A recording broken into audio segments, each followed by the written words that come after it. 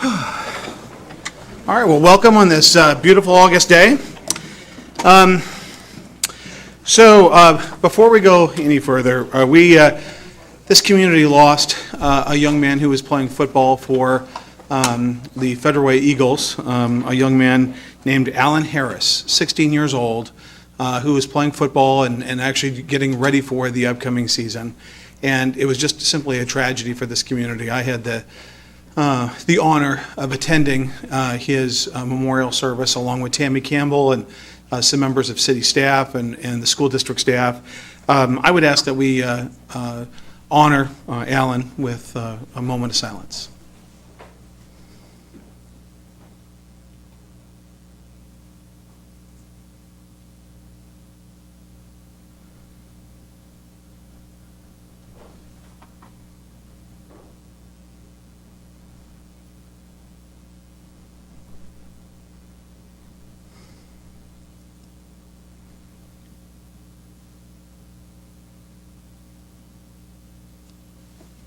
All right, thank you. It was the service was a celebration of Alan's life. One of the things that I just wanted to share with you, he was not of Pacific Islander descent, but he adopted that group, and they adopted him, and there was a real celebration of life there. And there was a very moving performance by the Pacific Islander group that was just actually very heartfelt, and it was beautiful. And so it was very, I think, important for that school community. All the football players were there, and all of the church community was there. It just serves to remind each and every one of us how every day is valuable and a treasure. So thank you very much for honoring Alan in that way. We have a very special presentation, and we're going to have a reception afterwards. I'm still in denial about this, but this is the last city council member for city council meeting for our public works director, Marwan Saloon. And Marwan has not only served the city of Federal Way for well over 23 years, but he has about 40 years of experience in his field. He worked at the city of Sumner before this, graduated from the University of Washington. But those are just raw numbers. But to know Marwan and to know the effect that he has had on this community, he was deputy director for a number of years before I had the honor of elevating him to director a few years ago. It has been my honor and my privilege to work with and in partnership with Marwan. I can tell you that there are many times that when the first flake of snow comes down, has come down in a December or January, even against my wife saying, "Don't bother Marwan on a Sunday night." Marwan's always on the other end of that phone, and we have those trucks ready to go at a moment's notice, and all the planning that goes with it, or the shopping carts that maybe you realize as you're driving around town that, gosh, there's a couple on 320th right now that are driving me crazy, but you see, we all see them around town. A shopping cart here, some debris here. Marwan, whether it's a council member or myself or a staff member, is so fast to make sure that we act on that, but more to the core of what Marwan has done over the course of his over 2 decades of service to our community, are the roads and the streets and the improvements to this community. And one only need to look at a few before and after pictures of Pacific Highway and 320th. Remember how the flooding and the certain intersections, I remember when we first got here 25 years ago, that there would be certain intersections that were huge mud puddles or puddles that started as soon as the rain started. Those didn't go away by accident. Those went away because of great infrastructure work and all the grants and the work and the attention to detail. And that infrastructure is while it's hidden away from our everyday view, is layered in with the infrastructure that has been built in our city. Many of you may not realize, but probably we talk now about the sorry, Marwan, they got me going on infrastructure here. I have to talk about this. You know, over the course of the past 14 years, we have spent $85 million of taxpayer money improving Pacific Highway from 272nd or thereabouts down to 356th. $85 million. It's one of the major reasons why we did not want light rail to come down Pacific Highway, because of those improvements. So there's been just a tremendous amount of investment and work and attention to detail. And our Marwan has been ahead of that. And so, Marwan, if you can make your way to the podium here, I have something I'd like to give to you. And I've got a plaque here for your service. I'll go ahead and read it, and then join you at the podium. And it says, City of Federal Way, presented to Marwan Saloom with great appreciation. Oh, I better take out the readers. There's reading here.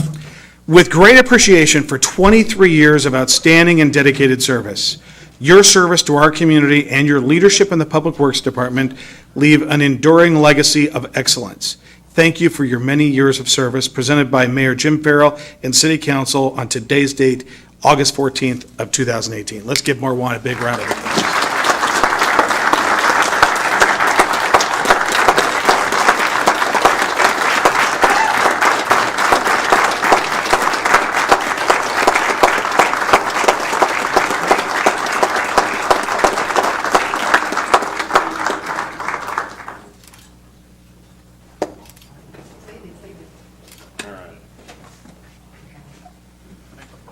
And then Marwan, after you say a few words, we're going to have the whole council come down and we'll do a picture. All right, Mayor Farrell, member of the council, it's been my pleasure and honor to have worked for the city for the last 23 years. I started working for the city in April of 1995, and my first job was surface water capital improvement manager, just trying to make sure, as the mayor have indicated, to address all of the flooding problem we had within the city. So that was my first job, and as some of you may know, that we had flooding on 320th, Pacific Highway, First Avenue, 348, 356. So it was a major task to accommodate all of those projects and get them done. Shortly after those projects been done, I was transferred to the street system manager position. And the first task was, we need to improve our downtown and improve the infrastructure within our downtown. So the project within the downtown were 23rd Avenue widening, 320th widening, Pacific Highway Phase 1 between 324th and 312th, completion of the construction of 312 widening.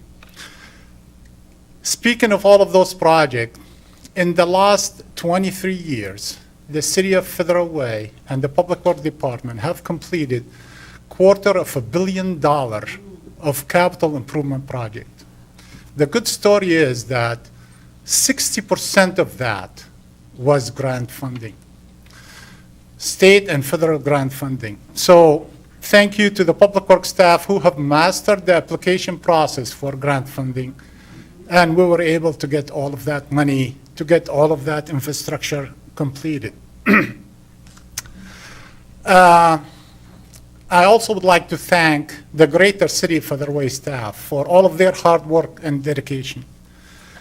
And my wishes would be is for the council and the mayor to find a way to work hard on the 2019-2020 budget, to find a way to keep them, and to find a way to reduce their workload and adjust their salary, because I hate to see our staff continually move into a greener grass in other municipality.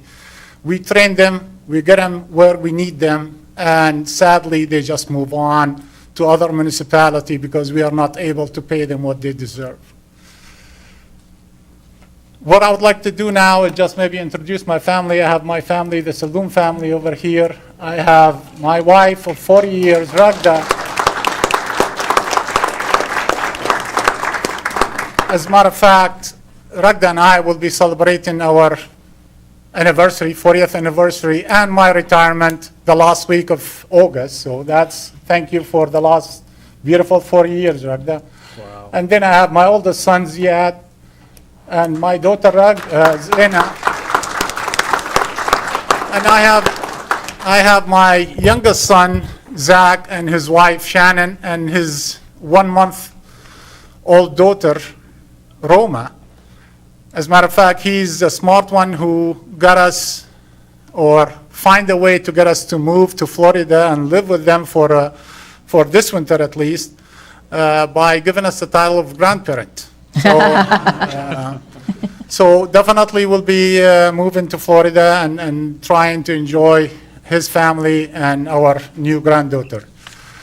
Lastly, I would like to thank the mayor and the council for all of their past support of the Public Works Department staff and all of their hard work and accomplishment. And I appreciate the mayor mentioning all of the snow and ice that the Public Works Department manage and maintaining all of our infrastructure. Lastly, I think I'm thanking the mayor for the appointment of EJ.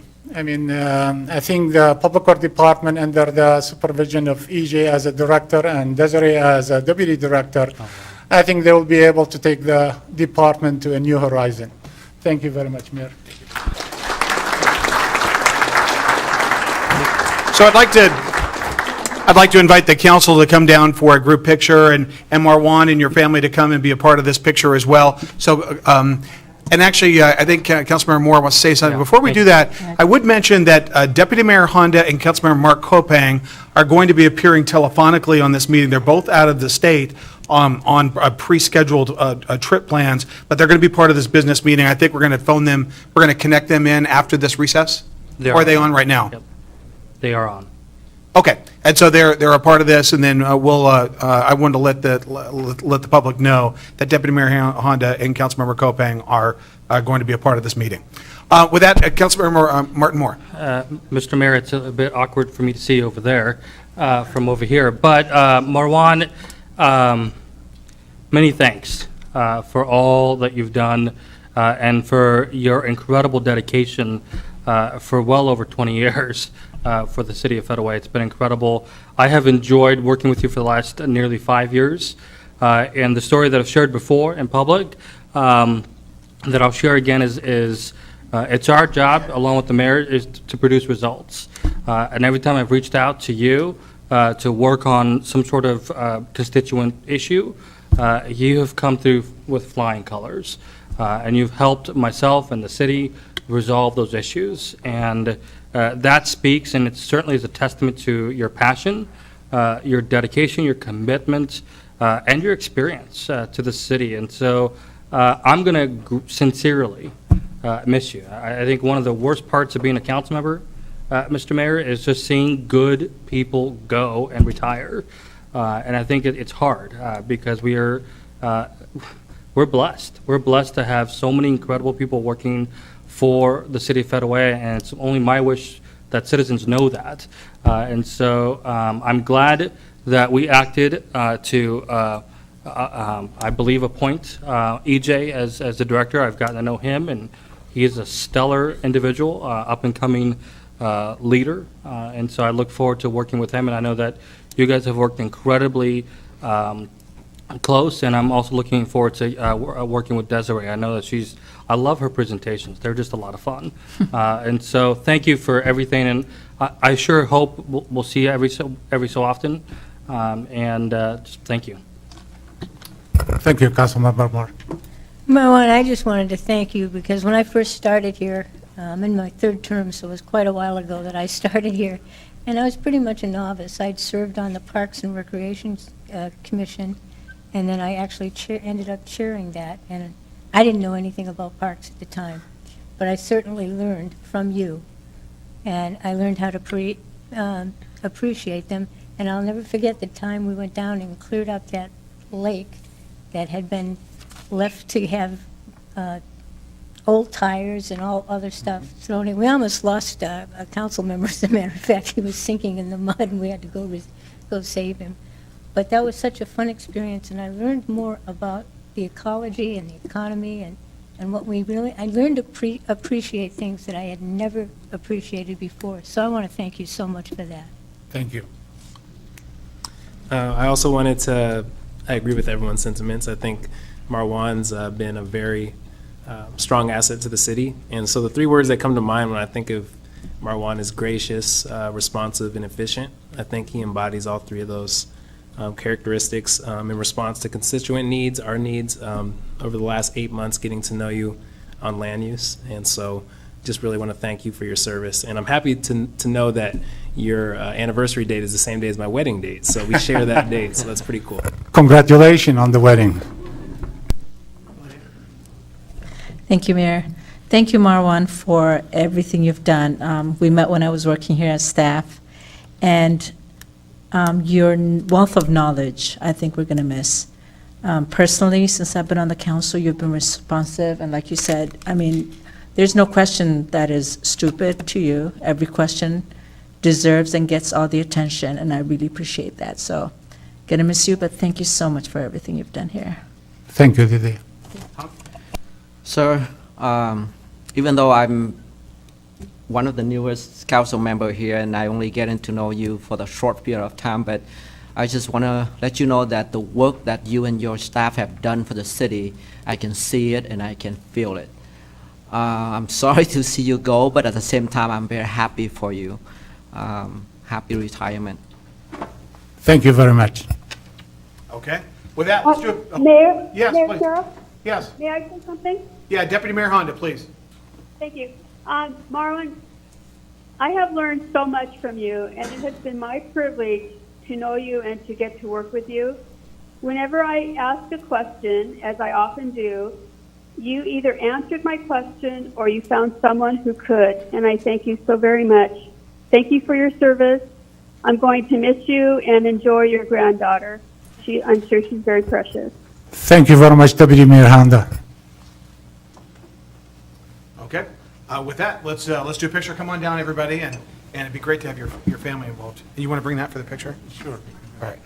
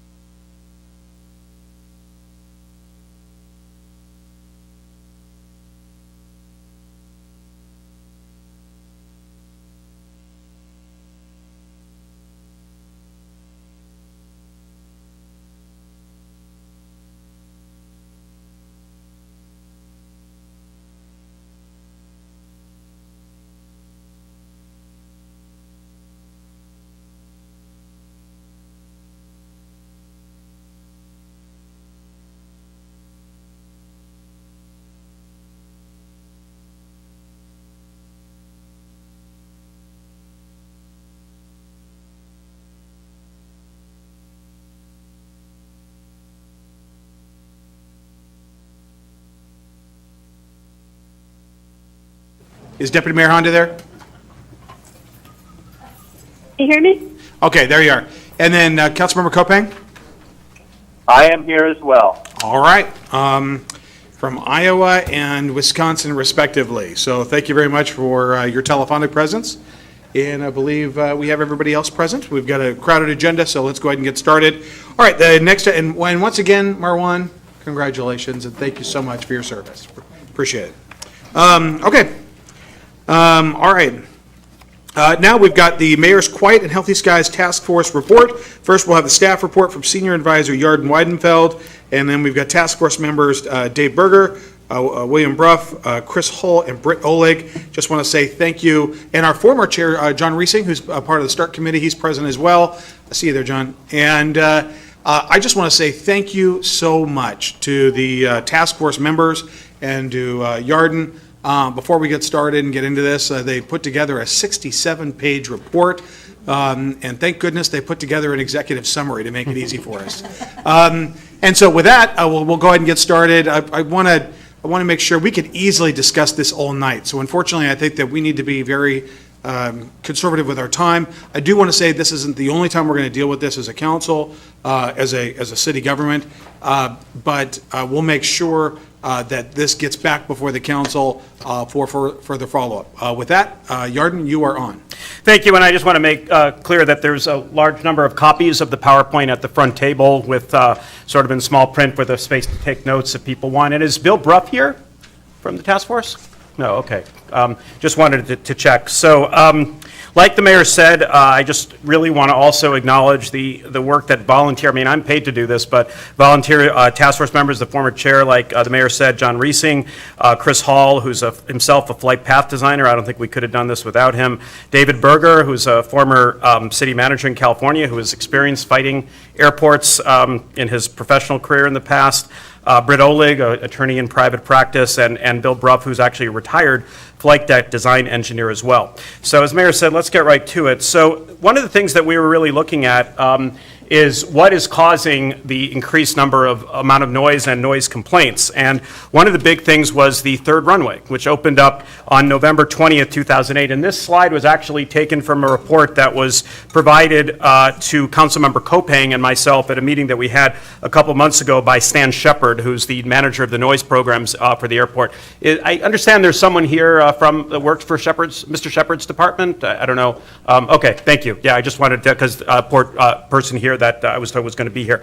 So this report, the key numbers here, if you look, I'm using a laser pointer. I think it's possible people on TV can't see that, but if you look at the 2011 arrivals on the third runway, we have 10,079 over there back in 2011, and that raise is now 57,287 as of 2017 that are arriving on the third runway, north flow landings, which are the ones that go over Federal Way. That's almost a 6-time increase, and that puts many planes directly over certain neighborhoods of Federal Way, particularly Marine Hills, that weren't there 10 years ago. So that's certainly one thing. And as was indicated, and the work that Task Force did, this was really, in some ways, very predictable. 21 years ago, the state funded a study on impacts that would likely result from the third runway. It was funded by the state from a grant from the state of Washington for the cities of Federal Way, Tukwila, Burien, Des Moines, Normandy Park, and Sea-Tac, and also for Highline School District and Highline Community Hospital. In that study, which is a lengthy study, I urge people to take a fuller look at it, and the full report has a lot more information on this. As the mayor said, this is a brief overview. But the key issue that we're pointing out from this slide is that at that time, 21 years ago, this study recommended that Federal Way neighborhoods get a total of $107.9 million plus $40.2 million, which comes to $149.1 million in mitigation, which, as Mr. Hull helped me with a website that translates to today's dollars, $232 million in today's dollars. None of that was ever paid. I will say that the Port has stated, I've heard Port officials state publicly that their position was that the methodology of this study did not hold up. That's one of the reasons why none of that mitigation was ever paid. Now, The next slide, and the main reason that the port in many of the presentations that we've seen has stated for the increased complaints on noise, and this is from the port's presentation itself, is the increased number of just plain operations. In airport terminology, I wouldn't have known this before I started this, an operation is just either a takeoff or a landing. So you can see that back in 2013, to 2016, just in those 3 years, the dramatic number, 94,984 operations increase. That's 260 more aircraft every single day that is going over homes. And again, this slide was taken directly from a presentation by the port. So this isn't, some kind of propaganda or anything. This is taken directly from the port's presentation, and showing that every day, 260 more aircraft every single day. So that's one of the, certainly, and the port has stated that's the reason for the increased complaints, so it's certainly one of the reasons.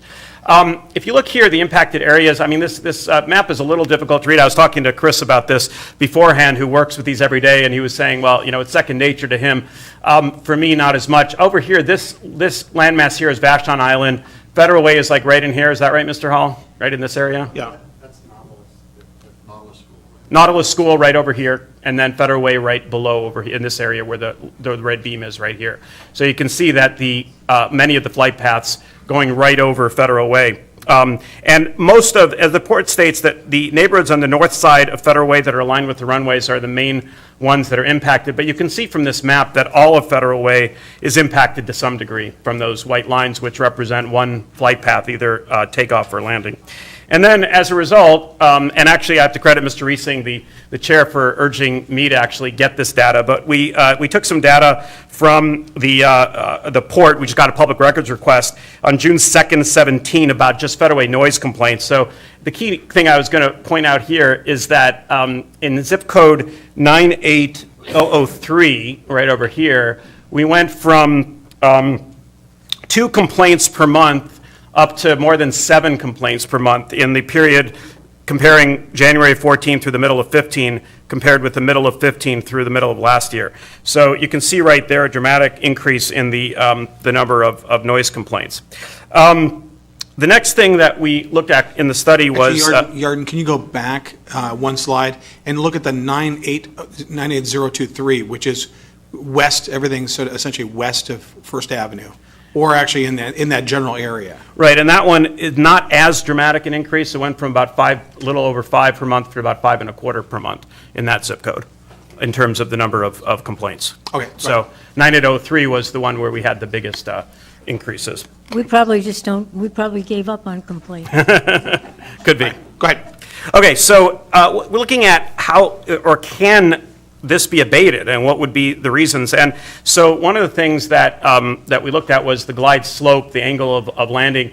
All the runways on the north side, which are the ones that don't go that don't go over Federal Way, use the international standard, which is a 3-degree glide path.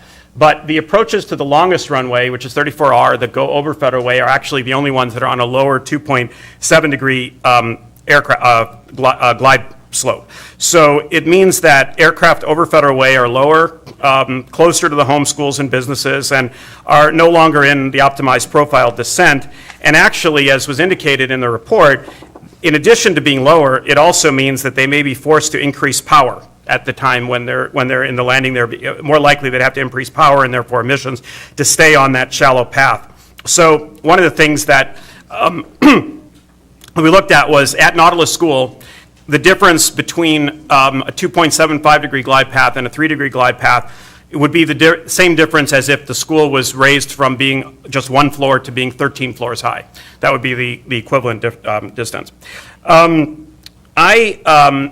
The next few slides are talking about the way that flight tracks could change to abate some of this. And this is very technical, and I asked Chris if he wouldn't mind just going through the next couple of slides, just because it's very technical engineering type issues. So go ahead. Thanks, Yarden. I hope I'm not going to get real technical on this particular one, but basically this is an approach, an FAA compliant approach that would keep the tracks over water on this specific one happens to go into 3-4 left. You'll notice it could easily have a final rollout point there of 3.1 nautical miles. That's where the red line ends. So if a plane is on approach, it is not an issue for them to keep this away from the metropolitan areas. And on the right side is the zoomed-in area. You can see it happens to cut in, and this bank, again, is well within criteria. Goes directly over the least populated areas. So there are some mitigation opportunities, and it's not completely a slam dunk. There's a few things that may need to change on their end, but is it possible? Yes. Have they investigated it? I don't know. I would sure like them to. So we're working on that. Just the down arrow. The next slide, these are actually the departures from the same area. This happened when a front was coming through, and you'll notice the way they curved out, and these turn out much sharper than I would, but if ATC vectors the aircraft, they can absolutely avoid all of Federal Way residents. I was sitting in my house watching this, and I couldn't hear these planes, right? So I real quick snapped some screen images as to what they were doing. Again, we're talking about the same jets that are flying over and bothering all of us. They're spending extra time, extra fuel, and extra money whenever they're headed to the Northwest, or if headed to Asia or the Northwest, flying down to us to hit more homes. When they could be cutting out, they could be flying along the Sound, down along closer to northeast Tacoma, in between Vashon, and threading that island and up over Gig Harbor. Again, I wouldn't have them turn this sharp. But some options, they're already doing it when they need to. We know they can do it. Ironically, the Port of Seattle's noise mitigation plan, and this is their slide, says that those departures aren't allowed to turn until they're 5 nautical miles out, which again, if you notice the way the land falls there, forcing them down 5 miles before they can turn means they have to fly over people. If they turn sooner, as we just showed, they wouldn't be flying over people. So there are some mitigations. We would like to see them implemented. Thanks. Thank you. And I'll resume here. So each section of the report summarized with some recommendations. So in terms of noise impacts, the recommendations that the task force came up with for the city, first of all, to support Congressman Adam Smith's Aviation Impacted Communities Act. This act would expand the definition of an aviation impacted community. A lot of people have heard that the noise contour, the 65 DNL, that basically excludes all of Federal Way. Well, Congressman Smith's legislation would actually expand the definition to include a larger area than just that. It would also require the FAA to work with community boards that would be designated by impacted communities on their concerns, on studies they want done, and on action that they want taken. It would actually mandate that happens.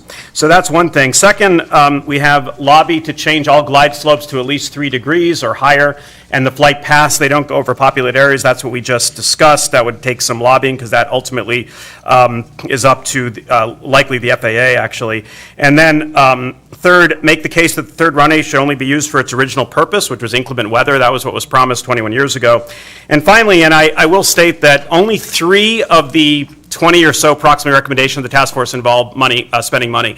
This is the first one, which is to purchase a portable noise monitor. And I think when we started last year, I think John had asked us to look into it, and I think the cost of that was somewhere around $15,000, I believe, if I remember correctly, something to that effect. So that's the only one we've had so far that would cost any city money.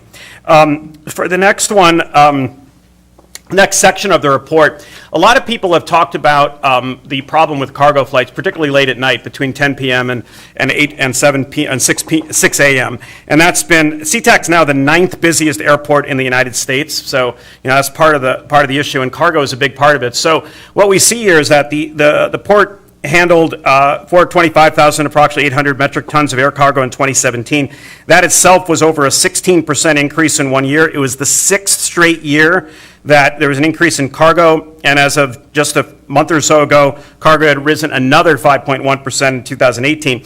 The other thing is that in their Century Agenda goal, the port has officially stated that their goal is to triple air cargo to 750,000 metric tons in the next 20 years, I believe.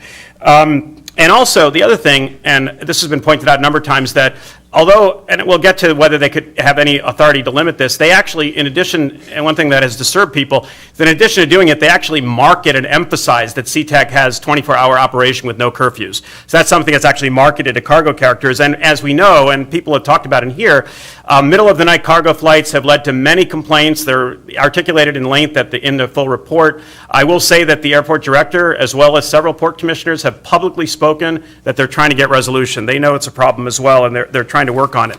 The trouble, I would say, this slide is basically the bottom line of about 10 pages of legal analysis that was done in the report. The bottom line, though, is that current law, federal law, does not allow airport, unless it's grandfathered before 1990, to adopt restrictions like curfews unless every aircraft operator agrees to it or it's approved by the FAA after a very difficult process called a Part 161 submission. As it says there, that's only since the ANCA law was passed, which was 1990. There's only one time that an airport in 1991, a small airport, got a Part 161 approved. I looked in the report, the details a recent fight in East Hampton, New York, that just ended a few months ago, where a small airport in East Hampton tried to impose a curfew and lost after a lot of litigation. They didn't use the process, and although that was a Court of Appeals Circuit 2, Circuit 9, Division 9 here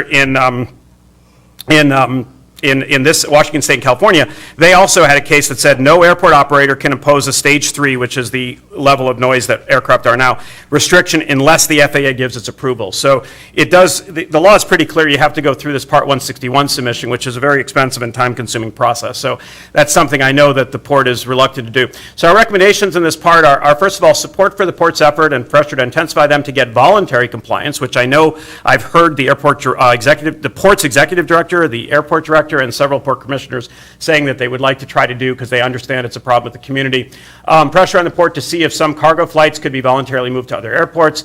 Pressure to, and again, as been stated, they can't necessarily stop it, but they don't necessarily have to affirmatively market 24-hour availability for cargo. So that's another thing. And we did put in long-term, if this doesn't work, we may want to look at trying to get them to go through a Part 161. But as I said, I think that would probably take some allies. It's a very difficult process. So the next section dealt with other health impacts that have been brought up by many commenters as well, including the issue of ultrafine particles,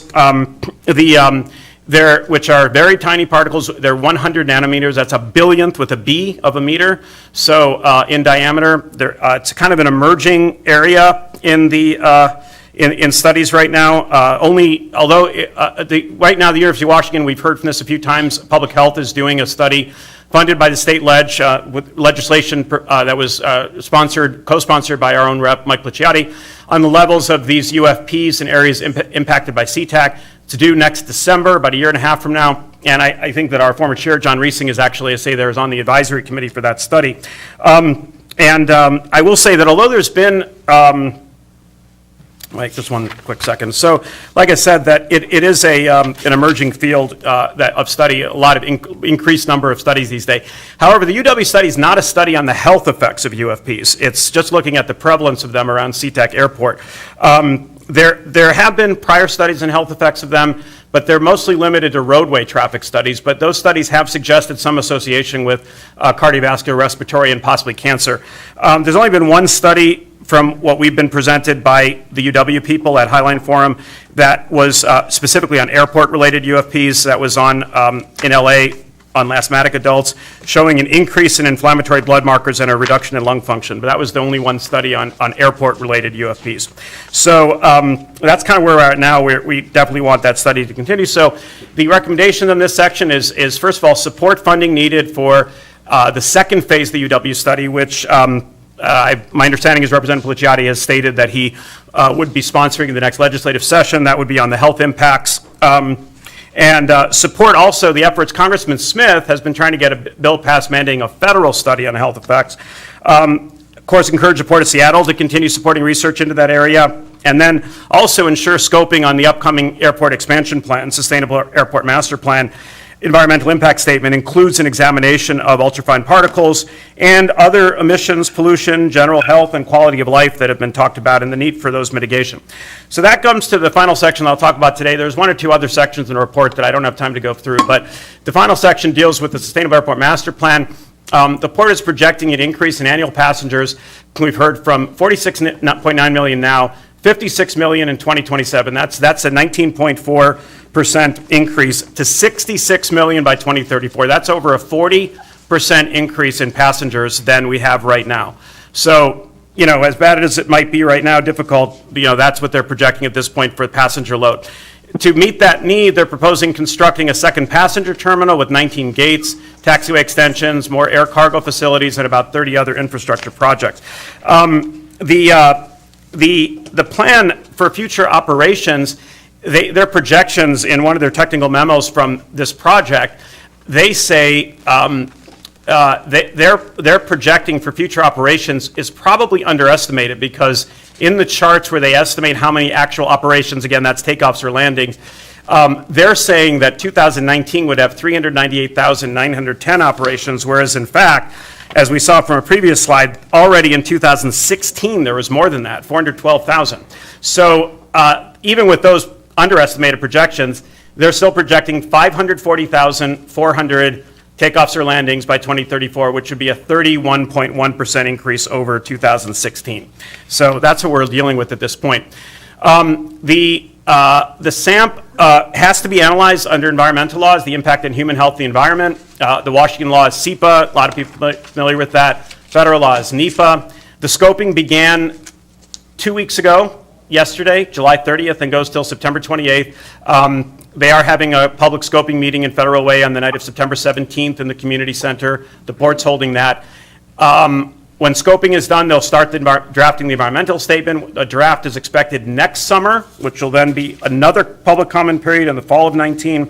And then the final is supposed to be issued at least according to the current schedule now, by the end of 2019. So recommendations in this section, we want to encourage the Port Commission effort to explore alternative airport locations to the extent that they can do so. Advocate for the city's interests with respect to the PSRC's Central Puget Sound Regional Aviation Baseline Study, and supporting setting of a new regional airport once that's completed. I've talked about this here before. Mayor Farrell supported that study at the recommendation of the task force in February, voted for it, successfully got the language of scoping changed so it includes capacity of the airport as well as impacts to nearby cities. That's funded by the FAA, is supposed to be done by the end of next year. It's not a siting study. And if I could, my comments at the time were essentially, there's got to be, with only 2,500 square feet of, not square feet, is it 2,500? Acres, 2,500 acres. One of the smallest footprints, especially when you consider how busy it is. There has to be a capacity line at this airport, and so we were mystified that they had excluded that language on there, and they've got to also weigh and study its effect on the neighboring communities, us. And so I think at some point, there's a fill line which they can't. I said this at the PSRC on this very issue. And if I can put a plug for Mayor Farrell, he was the only mayor to say anything about this study, and really was, pushing, lobbying to get the good language in there, and I don't think any other mayor did so. So Mayor Farrell really stood up there and got that language. And it's not a siting study. I know people have been disappointed about that, but it is a study that will look at a baseline, and I think the hope is that it would lead to a potential siting study in the future if they find that clearly would be necessary.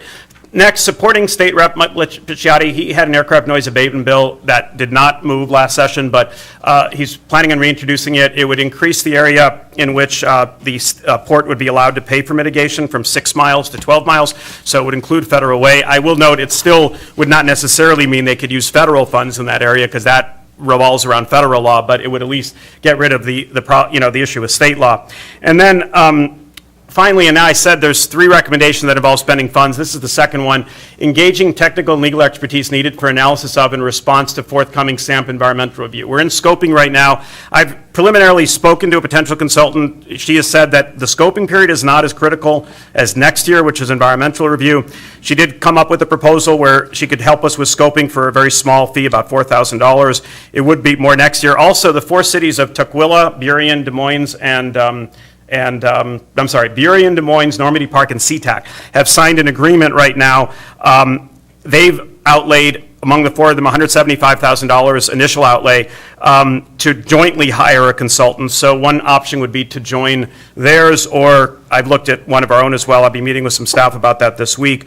Again, this year is be helpful to participate in the scoping process, but the person I spoke to said the critical time is next year when the draft environmental impact statement is released. So, and I've spoken with our own staff about that as well. So that's the second item. And then the third, that's not right. Third item that would be a funding item would be supporting the Department of Commerce study of Sea-Tac airport impacts, including contributing a share of funding. The council 7-0 voted to support the proviso on that.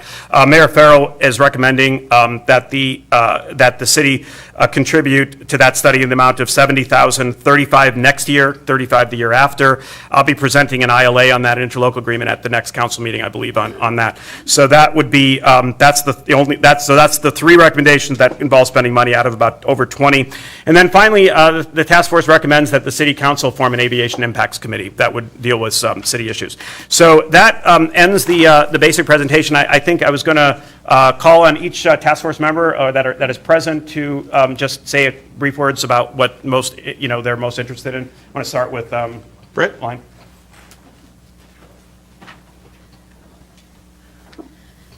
I just wanted to thank the mayor for putting together this great committee, and we've all worked really hard. I think the issues are really important to the residents of this community. Life is stressful enough as it is, and people need some quiet. They don't need to be woken up in the middle of the night. With the air quality the way it is right now, we don't need the added pollution.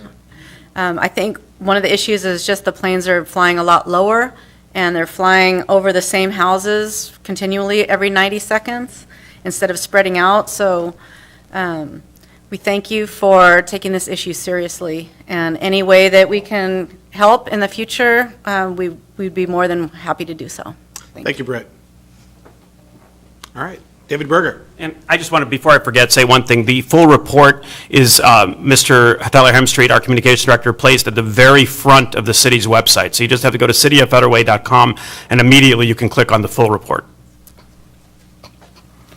Thank you, Mr. Mayor and members of council. I am Dave Berger, and it certainly was a lot of hard work getting this report put together. I hope it's of value to the mayor and city council and if you will, a roadmap that hopefully results in a strategy for successfully dealing this time, unlike 20 years ago, with either abating or at least mitigating this growth plan that the port has proposed. I just want to also, on a substantive standpoint, comment about the PSRC study. 22 years ago, the state tasked the PSRC with a siting study. They actually concluded that there needs to be, 22 years ago, needed to be another regional airport in either Pierce or Thurston County. Unfortunately, the state itself, which would have had to move that forward, the State Transportation Department, they just dropped the ball. It didn't happen. And this study that Yarden mentioned that's coming up that the mayor advocated for is not a siting study. So it really is incumbent, I believe, on the governor and legislature now to start teeing up that whole issue of another regional airport in an area that perhaps could be to the south. There's, I understand, a proposed high-speed rail that's being looked at between our region and the Portland region, and putting an airport, another regional airport on that rail makes a lot of sense, I think, in terms of an integrated, sustainable transportation system that this state is going to need into the future.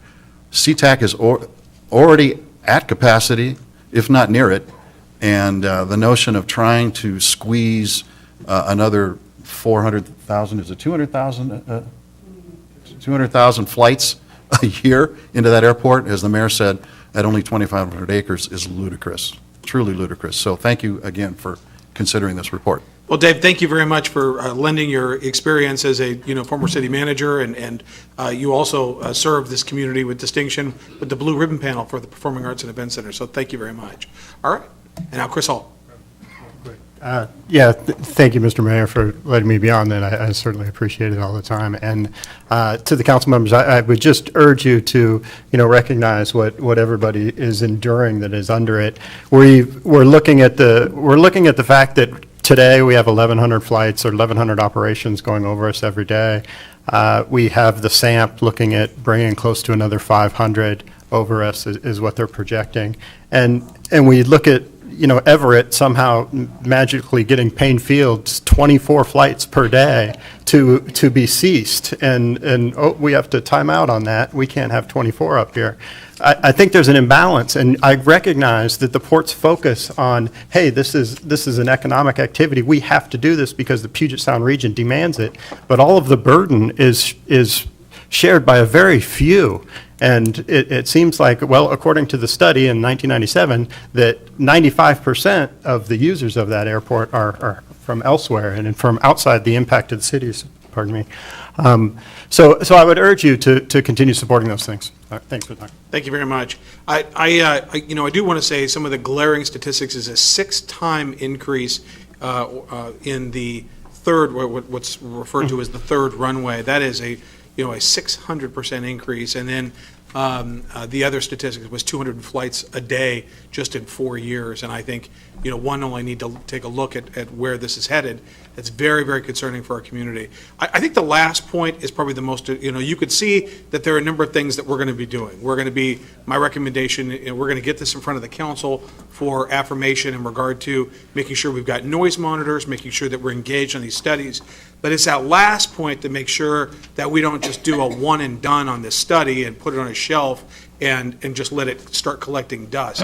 That's not going to happen. And that's why Yarden's going to be working on this. That's why our legislative delegation, it's going to be a major part of our efforts moving forward. And I'd like to say, once again, a special thanks to the task force and Yarden. Yarden put in Herculean efforts to get this report done.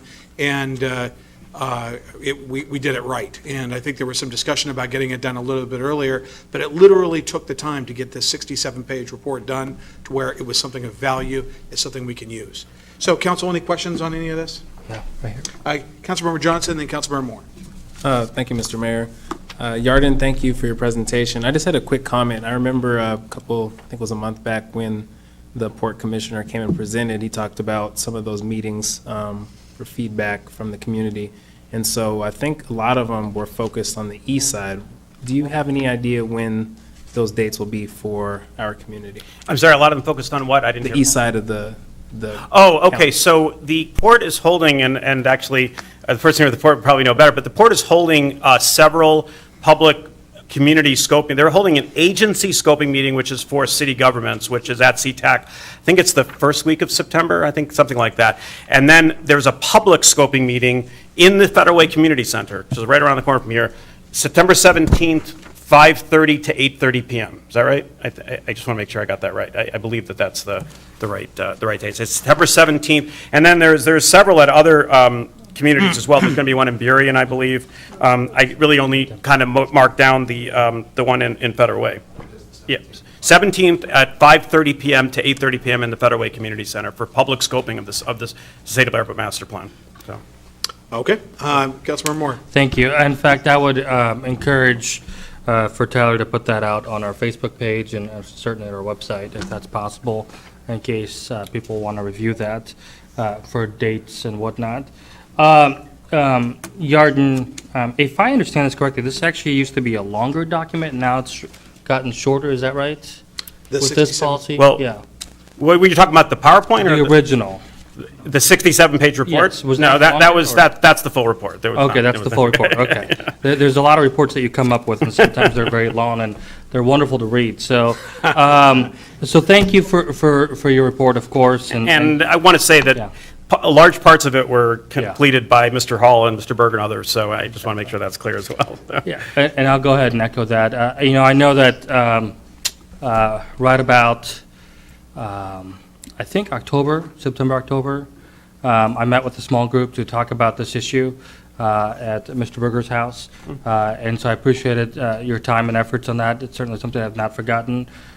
Certainly, we've all doorbelled Marine Hills, and it's an issue that you hear loud and clear. Well, sometimes you can't hear it, but, you do hear people when you're talking one-on-one when there's no airplanes.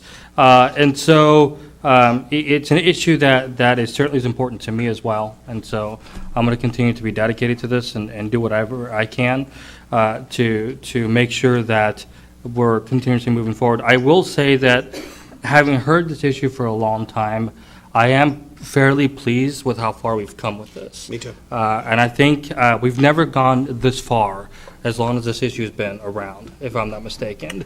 And so I'm pleased with that, and I think that, I hope, will give confidence to the Marine Hills and other parts of our community, some confidence in that. Now, in our last slide for my colleagues, and as my colleagues are on the phone as well, I wanted you to dig a little bit deeper, and then I'll do a little closer. But supporting Department of Commerce study of Sea-Tac airport impacts, including by contributing a share of funding. Now, I know that, I believe you said something to the fact that the federal might be participating in that. Will be, upon council. If you guys agree. Exactly. And so, what is, I mean, how does that compare to other jurisdictions? I'm not sure what you mean by other jurisdictions. What are the other shares? Yes, thank you. Okay, all right, I understand. Okay, so the state came up with $300,000. We were originally hoping for 500, but the state came up with 300, again, pushed by Representative Mike Licciati, our representative, and on condition that the local cities of Sea-Tac, Burien, Des Moines, Normandy Park, Tukwila, and Federal Way match that. So first of all, this was led by the city of Sea-Tac. So they said they would match whatever the match was. So in other words, if we had to come up between the 6 cities with 300, they were doing 150. So Sea-Tac is putting in 150,000. The other cities, the way that it was agreed upon, and it basically came to an impasse at a certain point, and people were almost ready to walk away from it. It was really at an impasse, and I was involved in this. That the ultimate agreement was that it would be based on a per capita, like the based on the size population of each city. Not Sea-Tac. Sea-Tac is on its own. They're doing 150, which is half of the match. But the other 5 cities was divided by per capita, based on the size of each city. Interesting, okay. And then on another question, I have been hearing in the news and also reading articles that there is potential interest, and you touched up on this a little bit, of having another airport. I mean, based on your research and whatnot thus far, how realistic do you think that is? Because I've heard stuff in Everett, I've heard things in Snohomish, Painfield. I mean, what's your 2 cents on that?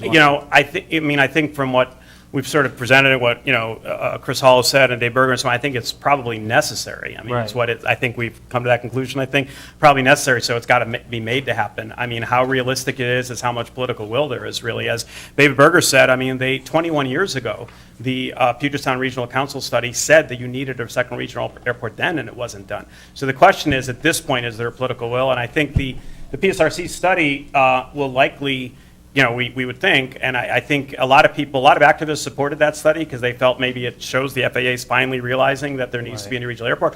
So the hope is that it'll show what the mayor has said about the problems with capacity, and then that'll be like, okay, here's what you need to do. This is not sustainable. And in the City Airport Master Plan, the port itself has said they don't have any sort of modeling for going past 2027. They themselves don't know how to take it past 2027. So I think there's a lot of things in the mix that would lead to some more hope this could happen. But if you read in the full report, you'll see there's a lot of a section about how we need to be more savvy about how we approach these things, because ultimately it will depend on the political will, essentially, I think is the only thing I could say on that. So. Well, and just closing, I'm so sorry, I apologize, Mr. Mayor.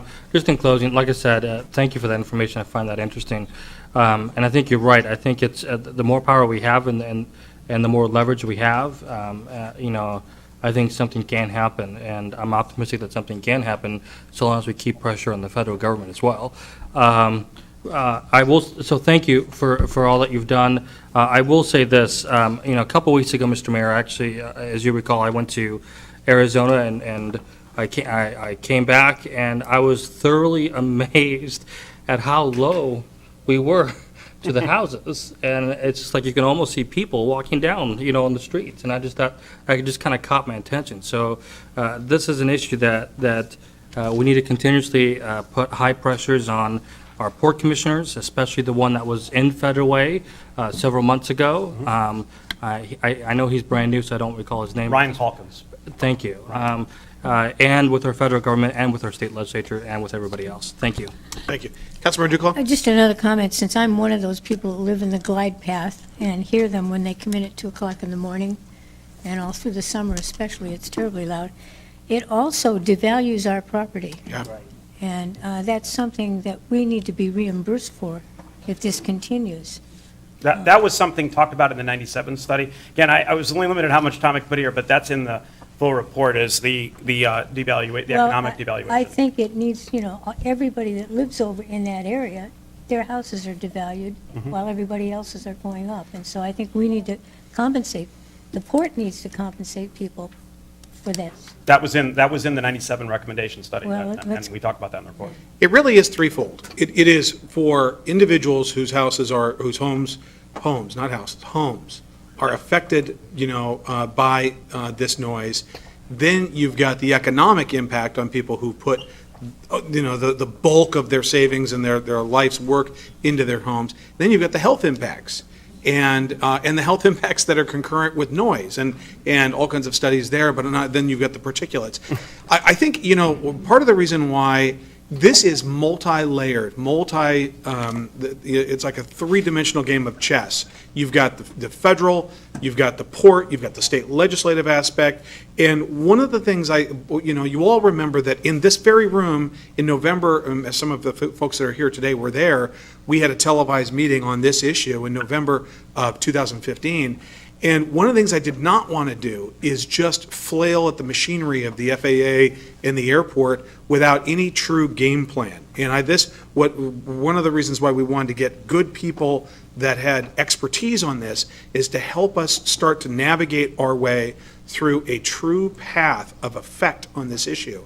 And I think 260 flights a day increase just in the past 4 years, and what's planned is a staggering, if you think about the health, the value, and the noise and the quality of life, the inability of people to actually have a conversation inside their home with the windows open. And so I just want to let everybody here know that's in the audience and watching, we're going to start becoming the unreasonable person on unreasonable party on this and be the rock in the river. And that's what we need to do. And we just need to make sure that we are saying that we are not going to allow the city of Federal Way to get run over by this. Because that's really what is proposed and what is being scheduled is a dramatic increase in impact on this community. And we're not going to let that happen. So. Mayor Carroll? Yes, Deputy Mayor Honda. Thank you. I have a couple questions. On the ultrafine particle study, Yep. is Federal Way included in that? Are they investigating our area? We've got John Riesling here. My understanding is, yes, both John and I sat down with the congressman to request this legislation. No, I think she's talking about the state study, I think. Oh, the state study. Yeah, and John, John's on the advisory board for that study, but I think it does include. John, does that this include area. Federal Way? He's got a pink sheet, he's going to address that, but could you give us either a yes or a no? Yes and no. All right. Okay, all right. Well, that's why it's complicated, you guys. So, Deputy Mayor, hang on for that when John has completed a pink sheet, and he'll talk about that during his comments. Thank you, John. Okay, and I have two other questions. Yep. Okay, thank you. My understanding is that the city of Tukwila has dropped out of providing any funding. Is that true? They're not part of the interlocal agreement that's funding the expert for the Sustainable Airport Master Plan. I have not been alerted that they're not funding the air impact study. That's not something. I will say in the meeting I was in a few days ago, the Tukwila person was not there, so maybe there's something I don't know, but I have not been alerted to that.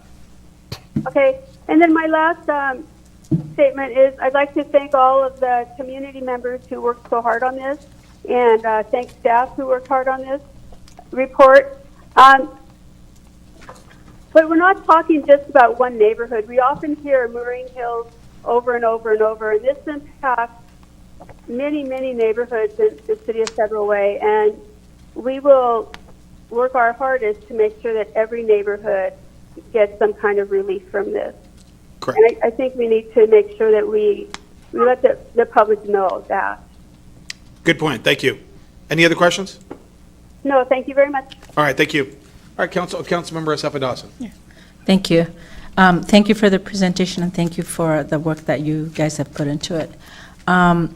One thing I have not heard yet is whether or not the airlines are at the table. and the manufacturers like Boeing, because I think they should also take responsibility and ownership for these aircrafts that are noisy, and are they at the table, and do we know anything about that? I will say, I mean, to whatever extent the Alaska Airlines and Delta are represented on this Sea-Tac Airport Stakeholders Roundtable start, there is a representative from Alaska and Delta on that, not a Boeing though, so I'm not sure. I mean, the port obviously has regular conversations with the airlines. That's one of the things they've been trying to get voluntary compliance from some of the international carriers on cargo, but we have not had any direct, other than start with the airlines or with Boeing. So. Okay, council, anything else? All right, we've got a lot of business to proceed on to the rest of the evening. Thank you very much, Yarden. For those folks interested in this issue, or for the general public, more to follow on this. We're going to keep following up, make sure that progress is made on these studies, that progress is made on these items, and so we'll keep you posted. Thank you very much for your work. Okay, now moving on to my report. I have great news that we received this week. Actually, I'd heard about it, but we just got the formal letter from our King County Councilmember, Pete Von Reichbauer, that, and I'll just read the pertinent parts, that he wrote myself a letter, and he wrote, I am writing to inform you that the King County Council has approved my request to award the City of Federal Way an additional $100,000 as part of the, quote, Building for Culture grant. The grant, which I developed with my colleagues, will provide additional funding to improve signage for the Federal Way Performing Arts and Event Center. So the Performing Arts and Event Center just received $100,000 from King County for signage. So that's good news for the city, and thank you to our partner, Pete Von Reichbauer. Now, moving on to the other report, I had the sad duty, along with probably well over 1,000 people, law enforcement officers, mayors, public officials, the governor, the county executive, to attend fallen Kent police officer Diego Moreno's memorial at the Kent Show Where back on July 31st. It was really, it was a celebration of his life. He sounded like quite an interesting and energetic and dedicated police professional, human being, father, and just tragic circumstances that he lost his life in the line of duty, and the law enforcement and the community and the entire state really did honor to Diego and his family. So it was sad, but it was important that we were there as a community to honor his service. And his mother and his wife gave tremendous statements and really moved the entire audience. Transitioning to another issue, we've got a Flavor of Federal Way on Saturday the 18th. We've got our Diversity Chair, Greg Baruso, who is present. And Chair Baruso, can you let us know what's going on with the Flavor of Federal Way? I will, Mayor. Thank you, Mayor and Deputy Mayor on the phone, and council members and citizens.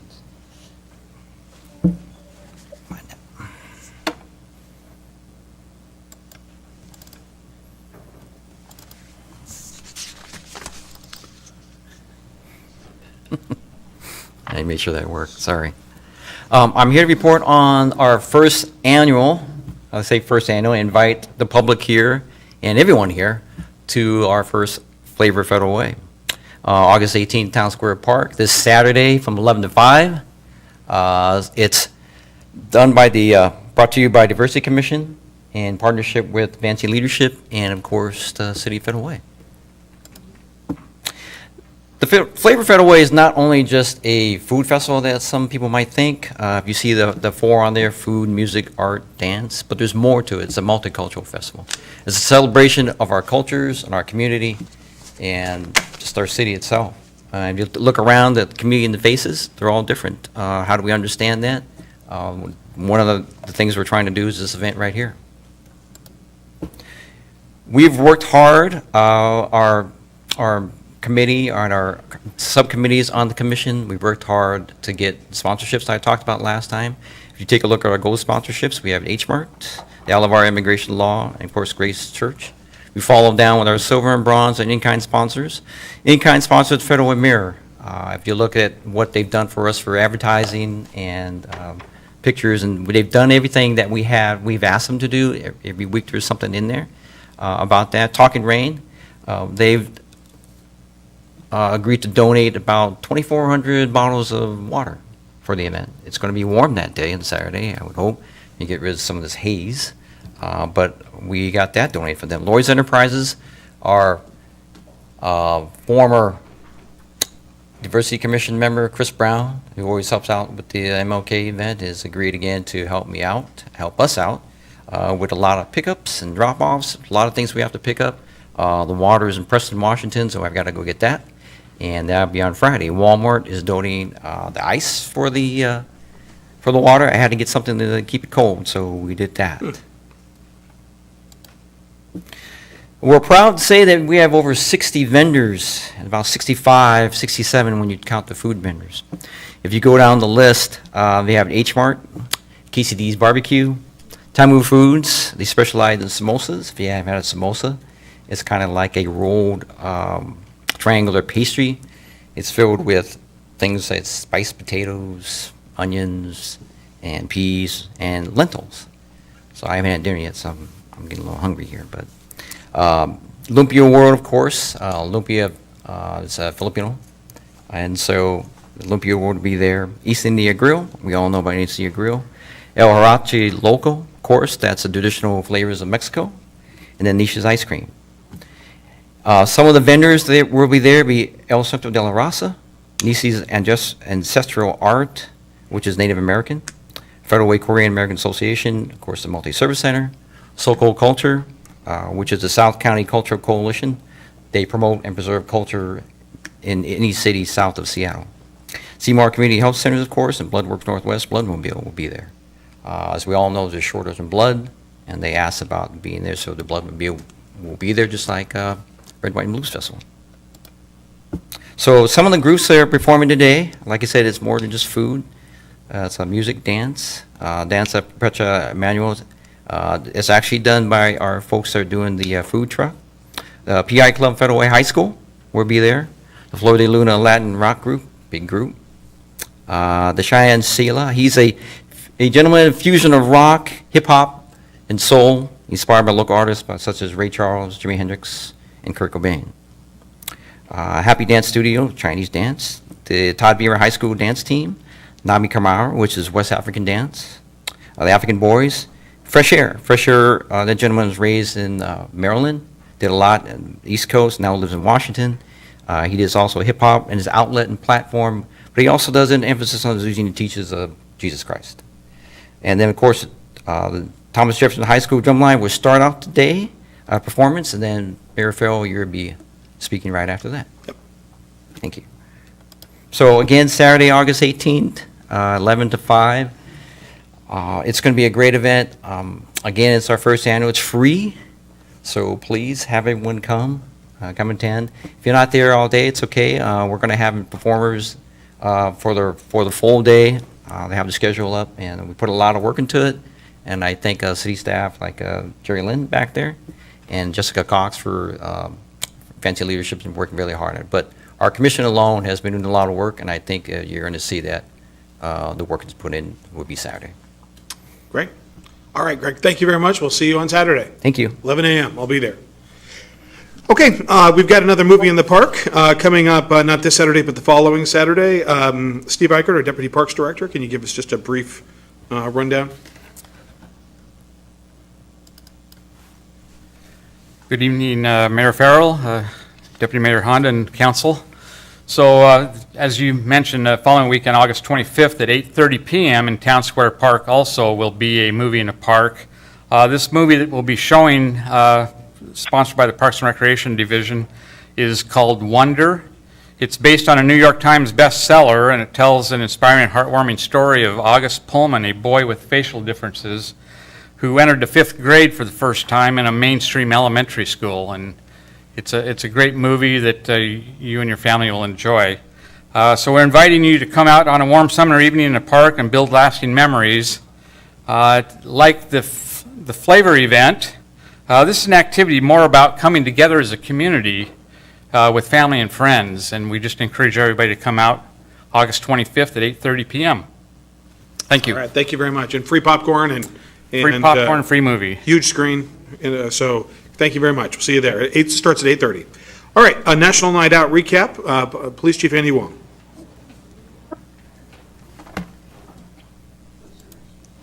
Good evening, Mayor Farrell, Deputy Mayor Honda, members of the council. We had another successful National Night Out community event, which was held last Tuesday. The annual event brought back a true sense of community, providing a great opportunity for police and neighbors together under positive circumstance and to take a stand against crime. Federal Way had a great showing for this national event. We had a total of 35 neighborhoods participate this year. 22 were residential neighborhoods, 12 were multifamily communities, and 1 at the town square park. There were more than 25 police department members who participated and made sure we visited each of the event sites. Our firefighters from South King Fire and Rescue also joined us to visit our residents. In addition, Mayor Farrell, Deputy Mayor Honda, and council members also took the time to visit many of the sites in our community. Thank you for your involvement and your participation to make this year's event a complete success. Thank you very much. Very good. All right, thank you, Chief. It was a great night. Okay, now report on community events. We had the Kiwanis Salmon Bake at Steel Lake Park on July 27th. That was fantastic. It was just a beautiful day and just a lot of folks there, and it was just idyllic. We had the Fusion event on 8/1, another just gorgeous day here in Federal Way. We've had a lot of just beautiful days. That was down in Dumas Bay, and thanks to Peggy Laporte and all that she and her organization have done for our city, and it was just another successful event for that organization. We had Friendship Day on 8/5. I'd like to say a special thanks to Sherry Edwards for her efforts in making sure that went off without a hitch, and just a great opportunity to celebrate friendship and come together. All right, now, council committee reports. This is an opportunity for our committee chairpersons to give a report on just the basics of what's going through their committee. Councilmember, or Chair Duclos, can you give us an update on FedRec? Yes, last month I told you about all the things that were coming up this month in FedRec. I'm here to tell you that none of that's going to happen this month because everybody's on vacation. So we will be rescheduling everything till September, including the revenue generation meeting for this month. In a way, that's kind of good because I had wanted to get comments from people in the community, people on the chamber, especially on the revenue generation one. I want to hear from business people. So this gives them some time to meet and talk and then send their thoughts back to us too. So that's my story and I'm sticking to it. So the next meeting of the committee will be on September 10th at 5 p.m. in the Hylobus room. And our regular committee meeting for FedRAC will be the fourth Tuesday of the month at 4:30 in the Hylobus room. All right, great, thank you. All right, Chair Moore, who's Chair of the Lodging Tax Advisory Committee, what's new at LTAC? Well, Mr. Mayor, following that from my colleagues to the left, we also didn't have a committee meeting this coming August. It was rather hard to get everybody together because A, we didn't have quorum, and B, 2 members have left the committee. So we are... What did you do? It wasn't me, Mr. Mayor, I promise. And the deputy mayor, because I know she appointed me. So, in fact, Ryan took on another position, which is why he's not with us in this committee, Ryan Miller, who was a manager of one of our local hotels. And Jenny, who got a promotion with her company, the Marriott, Jenny Vasquez, she won't be able to serve on my committee as well. So I'll be working with Tim Johnson, our Economic Development Director, who's the staff person that oversees this committee, to identify new members. I know I connected with the Deputy Mayor earlier in case she had some ideas and thoughts and suggestions. And so, but I did have a good meeting with Mike Dunwoody to talk about activities and things that we can be doing off off-season, which means fall and spring, of what we can do to promote tourism for Federal Way. With that, I'll end my report. Thank you. All right, great. Chair Kopeng, Chair of the Land Use and Transportation Committee. I'll make this short. Appreciate the opportunity to talk about the good things happening in our Land Use and Transportation Committee. We've got approval, or we approved the recommendations of staff regarding the 2019 asphalt overlay program, and looking forward to that getting voted on by the full council in consent agenda. And then also, traffic relief is coming. We are going to we approved the adaptive traffic signal control authorization to bid. So anyway, for some reason there's a little bit of a gap between what I'm saying and what I'm hearing. But anyway, I apologize for this being a little broken up. No, we can hear you loud and clear, Mark. Thank you. Okay, and then Councilmember Johnson. Thank you, Mr. Mayor. So we had our subjugated Parks Committee meeting today for an hour.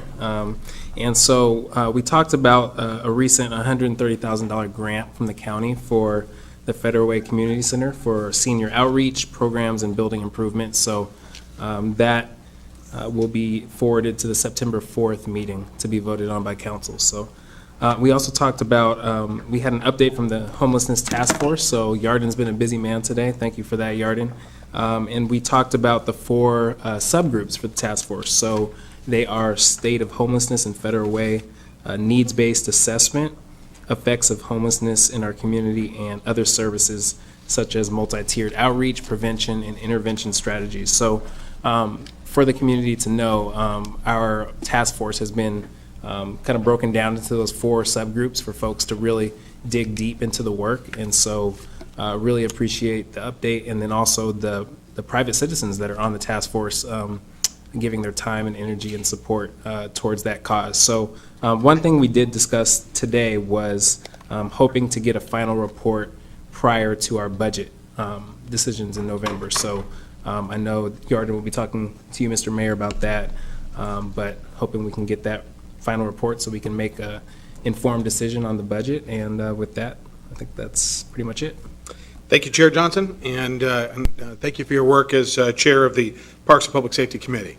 Okay, now let's move on to the most important part of the evening, which is citizen comment, public comment. We all know the rules, and I'll call these out. Normally, folks get 3 minutes and less. They've specified that they have folks with them to give them a full 5 minutes. So let me give Rose Rattray, Irene Sandback, and then Margaret Nelson, and Doug Ostai, and then Dana Hawley. So, Rose, you're up. Okay, wait, don't start the All right, clock got it. yet. Okay. Good evening, Mayor, Deputy Mayor, City Council, citizens, and all that stuff. Okay, Marwan, I didn't know you were leaving. You were retiring. I was coming here tonight to speak to you. Let me tell you, you have a wonderful bunch of people working for you. I live on 49th Place Southwest. So the men are out there working, they're doing a lot of stuff. Guess what happened yesterday? They came to my house, they put a big old truck, the whole back floor and stuff like that, put it right in front of my door. So I had to leave. So I was really nervous because I'm from New York, you know. So I said to them, I have to go out to the doctor. What am I going to do about the truck? Guess what? They moved the truck. They moved one truck over there, they moved another one, then the flaggers came, they helped me get out, they stopped traffic. Well, there wasn't really much traffic. They stopped, helped me get out and everything. Wasn't that wonderful? They are professional, they're caring, they're concerned. Wow, they are beautiful. Thank you for that. And I'm going to miss you because you've done a lot of really good things here, and I've had a lot of chances to talk to you. So I'm happy you're going because I'm retired. It's wonderful. But I'm sorry to see you leave. Now, Mr. Mayor, City Council, all you other people, I have a problem. And you're going to tell me to take it to the Board of Education? I know we have some confidentiality issues and all that sort of stuff. I'm concerned about what provisions are we making to make sure the school system is safe? You know what I'm talking about? Oh, I do. For students and staff and all that. Don't just say go to the Board of Ed. You're the boss of the city, and all you people are the boss.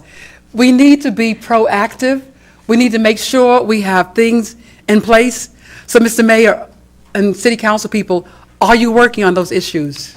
Rose, as soon as you're done, I'll tell you all the work we're doing. Okay, I'm done.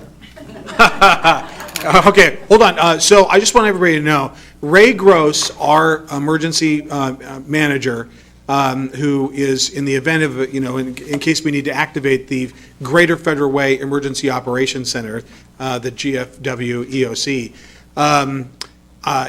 has been working hand in hand with the school district. In fact, not only have police personnel at my direction and the direction of the chief of police visited every school in the Federal Way School District to help them, and I believe it's within the city of Federal Way, if not the entire school district, but certainly all of the ones inside the city of Federal Way, to talk about protocols in case there is an active shooter and about things to make our city, our schools safer.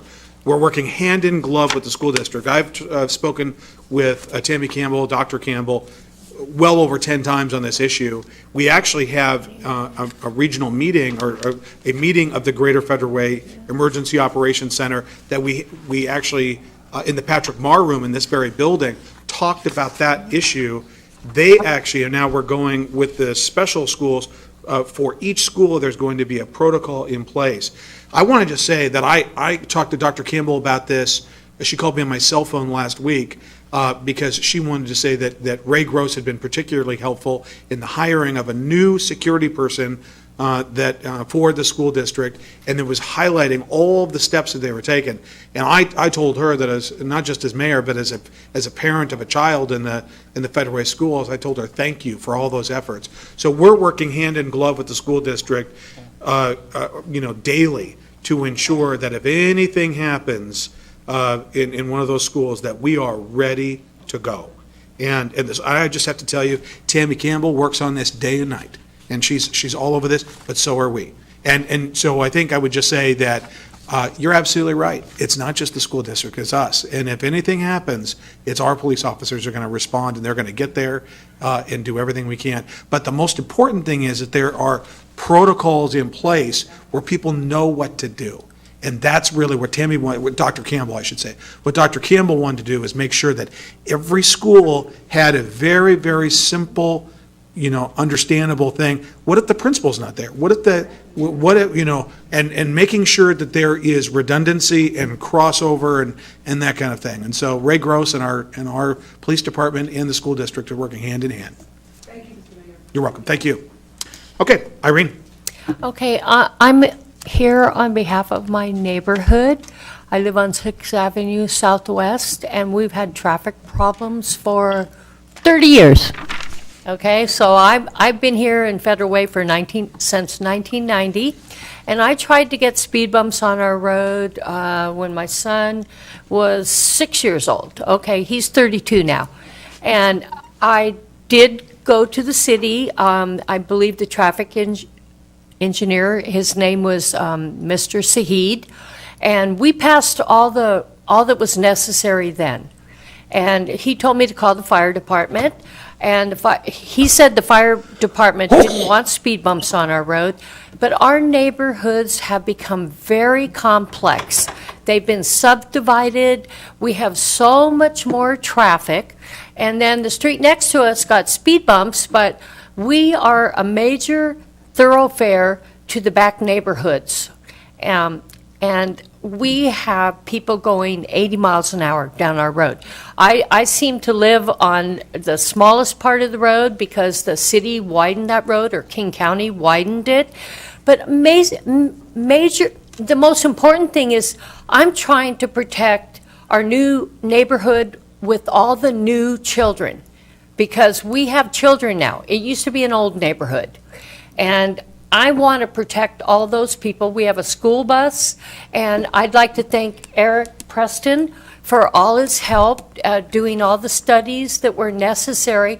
And I believe that we passed the criteria to get these speed bumps, but I believe that your okay is necessary. That's what I've been told.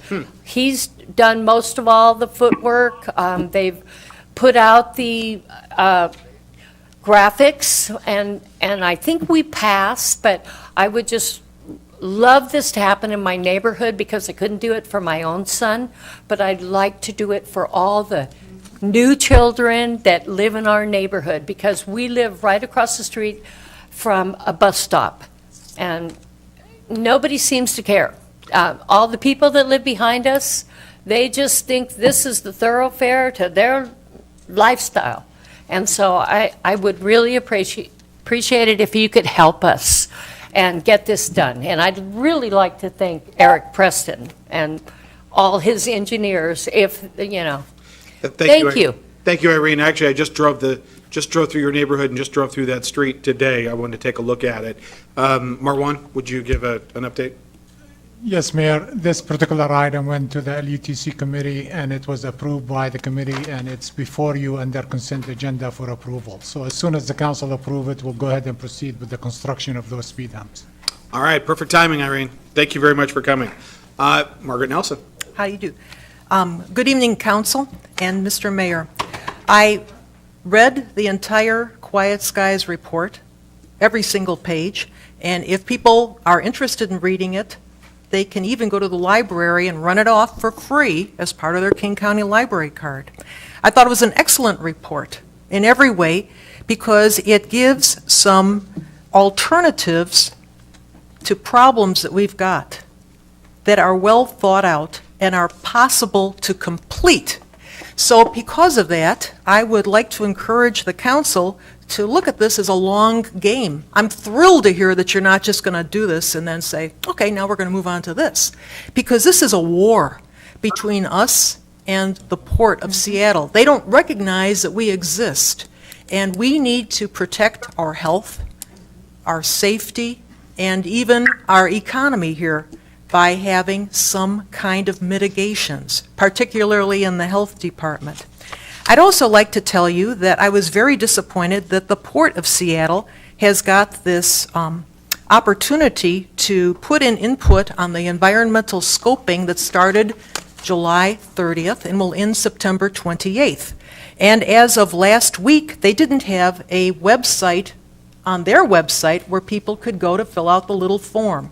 I spent some time on the phone and found it. So if you go to SAMP, environmentalairreview.org, and scroll down to what should be studied, you too can fill out the form online and tell the port that you're interested in things like increased noise, light particulate and other pollutants, the low altitude of planes flying overhead, the controllers directing flights straight over Federal Way, and other things until September 28th. And I wish that the city would put that on the website too. I don't know where Yarden is. Other side. Yeah. I think it should be on your website too, that's an opportunity. But again, I'd like to compliment the people that wrote the technical report because I thought it was clear. And I can't tell you, I'm a technical scientist myself, how impressed I was by reading it. And I really, really hope that we continue to use this for the long game because this isn't going to end next week or next year. Right. Thank you very much. Thank you, Margaret. Okay, Doug Ostad. And Yarden, will you please make sure that's done? I just talked to Tyler about getting that date, if it's not already done. Just get that date added to the website. All right, Doug? Sir? Ostby is the last name. Yes, sir. Yes. First thing is cell phones. Here a few months ago, it was on the news, you know, that the police are going to crack down on cell phones. That's a bunch of malarkey. There's more cell phones used now. Every time you come to a light, look around. People are sitting there texting, talking on their phones. That don't mean nothing to them. They had to put a $500 fine first time and $5,000 the next time. Okay. As far as airplanes, I understood there was a 2 3/4% glide pattern. Is that what it was? Yep, 2 3/4. Yep. Okay. I've been in Fife and looked, and there's planes, 747s, mostly big planes, that I don't think they're over 3,000 feet there. They got their wheels down, they got their flaps down. So what do you do when you do that? Push the throttles ahead, make more noise, and they're flying like this. They're not coming down like this. This is not a glide pattern. And a third thing is the street where it splits off towards Costco off 99 Pacific Highway. Been working on that for over a year now. I swear to God, I could have done that with a pick and shovel by now. You and me both, Doug. And whoever decided to keep it from going a nice cut into 99, they made a curve there. Whoever did that should rethink the process, because I was stopped at the light going north, right there. Here come a semi with a 40-foot trailer. He took up 3.5 lanes to get around that corner.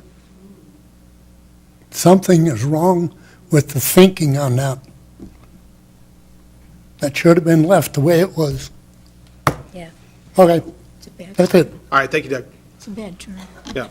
All right, Dana Holloway. Coming out of Costco, coming back up, it's a virtue. Good evening. I'd like to thank the members of Quiet and Healthy Skies for the report they did. It's obvious they put in a lot of hard work and research, and I encourage every citizen of Federal Way and its surrounding communities, if you want to know anything about airplane noise and pollution and a third runway, et cetera, read the report. It's on the Federal Way website. And it is technical, and I think we really need to understand that. I'm anxious to see what the next steps will be, Mayor and City Council, implementing some of the recommendations of the committee. It's more than just noise, like we've all said. It's the impact to our health and to our property values of our homes. The task force has done their part, and now it's time for the city to do their part. I've talked to people, and most of them don't know what to do, how to fight it. They don't know what information is out there. So I'd like to make a suggestion to the city that they create someplace on the website, Tyler, wherever you are, that specifically for airplane noise or the quiet and healthy skies, where residents can go specifically to know what they can do. So citizens can be mobilized and provide them with clear action that they can take with current information. I know that I'm on the Quiet Skies of Puget Sound Facebook page only because that's where I find the information I need. I would really like to be able to go to my city web page and say, oh, the Highline Forum is this date, or the, what's it called?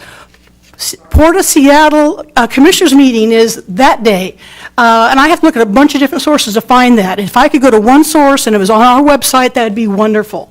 And also making the dates, locations, agendas with links to those type of meetings. And also, what actions can people take? Because I see emails, I've gotten a couple from some of the task force members. Frequently, when there's legislation that's going on, or there's action because of, like, the scoping, maybe there should be some emailing being done to our legislatures, whether it's state or U.S. It'd be nice to have that on there. Like, there's something going on right now where the airline pilots are trying to tell the FAA or the port that they don't need to do something, and we want them to do it. And so if we don't, as a citizens, say, no, wait a second, don't do that any longer, they won't hear us. So help us help you guys. Thank you very much for everything you did. All right, thank you, Dana. Lori Sechrist, and then Lamont Stiles, and then Scott Henderson. And then I don't have any other pink sheets. So if anybody has any pink sheets, please turn them in. Okay, good evening, Mayor, Deputy Mayor, City Council, City staff, neighbors, and all our fine citizens here. My name is Lori Sechrist, proud president of the Save Weyerhaeuser Campus Grassroots Organization. So this next week marks our second anniversary of the formation of the Save Weyerhaeuser Campus Organization, and I thank you all for what is now 2 years of listening to me up here. And the amazing support of so many of you. Needless to say, the second year was exponentially greater than the first. Part of our successes during 2018 was when the Washington State Legislature approved the $750,000 for grant writing and other acquisition-related work for Forterra. We've been keeping them very busy to ensure that they earn every penny of that grant. Every door that we walk through opens up another one. We have met with all the major state and city and county agencies such as the DOT, the DOE, Department of Fish and Wildlife, and the Army Corps of Engineers to learn about their processes and to be the voice to ensure that they are all doing their proper due diligence with the IRG applications. We are willing and able and ready to open every door necessary to bring awareness of our cause. We are confident that there will be a solution that serves not only the needs of IRG, but the needs and the desires of the citizens of Federal Way. We deserve better than being surrounded by 1.2 million square feet of warehouses and over 800 semi-trucks clogging our roads. Our most recent success was now being recognized by the IRS as a 501c3 organization. So our fundraising efforts have been kicked up a notch. And meeting with former Weyerhaeuser executives and others around the region who are supporting us in our efforts to preserve this legacy has gotten much, much easier. The Save Weyerhaeuser Campus organization is proud of its accomplishments over the past 24 months, and we will continue to be steadfast in what we defined as our mission now 2 years ago, which I will remind you again, is to protect the west shoreline of North Lake, the Rhodey Garden, and the bonsai collection, preserving the wildlife habitat and the crucial watershed lands, the forests, the meadows, and the campus, as well as its trails and public access to them, and maintaining the character of the campus. Our vision for this land is still as clear as it was 2 years ago, one that is centered on a healthy living with open space serenity for our fast-growing urban region, amongst development that brings economic and healthy lifestyle benefits to our community with buildings of premium design that mesh with this historic landscape. This campus has repeatedly been recognized by city, county, state governments as an urban green space with historically significant buildings worthy of preservation. We must not just imagine what this campus can or should be. We must put into action an alternative plan to warehouses that uses the existing footprint of the campus and provides IRG a favorable return on its investment that could forever preserve the campus's forest, meadows, and trails. An alternative plan is within our reach. Forterra is ready. Save Weyerhaeuser Campus is ready. The support of citizens from across the region are ready to do the right thing, to continue the Weyerhaeuser legacy of this campus as being of something of beauty, significance, and value. So all of you, mayor, deputy mayor, council, and staff, play a key role in protecting this legacy. It's not just Weyerhaeuser's legacy, it is all of ours. So are you ready to do the right thing? We must save this gem for our community and the region for many generations to come. Thank you. Thank you, Lori. Okay, Lamont Stiles, and he's speaking for 5 individuals, so 5 minutes, please. In the future, Lamont, will you please write out the 5 members? So. Will do. Thanks. Peace and blessings, all praise to the Most High and the ancestors that gave me the strength to be here. Respect to all my fellow citizens that came up here to voice their issues and whatnot. So basically, I got a few things that I'd like to talk about real quickly. I'd like to start with the Homeless Task Force report. Basically, to echo what Councilman Johnson said as far as the budget and the fact that the report comes out after the budget's going to be decided on. So if there's going to be anything that we're going to have to allot to the Homeless Task Force, it's not going to be addressed right then. So it just makes more sense to try to at least get that in, to discuss that before the budget part. The Violence Prevention Task Force recommendations, and using the talent that we have here in Federal Way. I've been in a lot of little different meetings as far as addressing the youth and what the youth are looking for in Federal Way, and we're just wondering like where the city is as far as like the recommendations and if they're going to actually try to put anything behind the recommendations, and actually we have people in the community that are already doing work and working with youth and partnering with them and using the talent that we have here in Federal Way. The citizen right here just talked about stopping the violence and protecting our youth in the schools, and it starts with the relationships and the core grassroots of knowing what is going on in our schools, being proactive, not just reactive, and knowing our children and what they need. Overwhelmingly, these kids that came out and they said that they don't feel safe in the schools. I think that is almost impossible to think that the police is going to protect them, because the kids that we're talking about, they know what's going on. And the thing of it is if I say something about this kid, I still have to walk home. I've actually had situations where kids have gotten into it with another kid and they have came to me like, what do I do? And I'm like, you got to go across the street to the transit. How do you get there?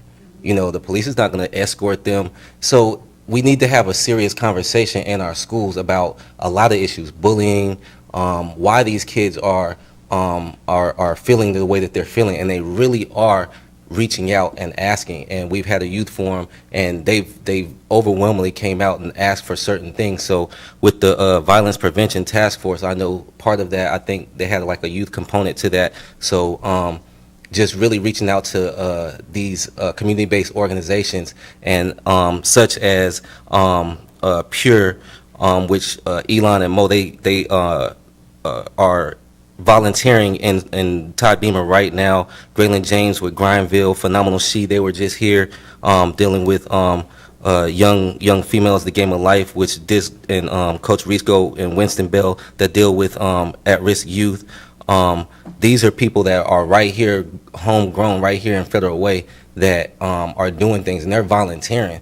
I volunteered. So, I mean, to say that we don't have the resources to actually, the school district, that's what they do. They hire the community pretty much. I think like they're probably like, besides Weyerhaeuser, they were like the #1 employer in the city.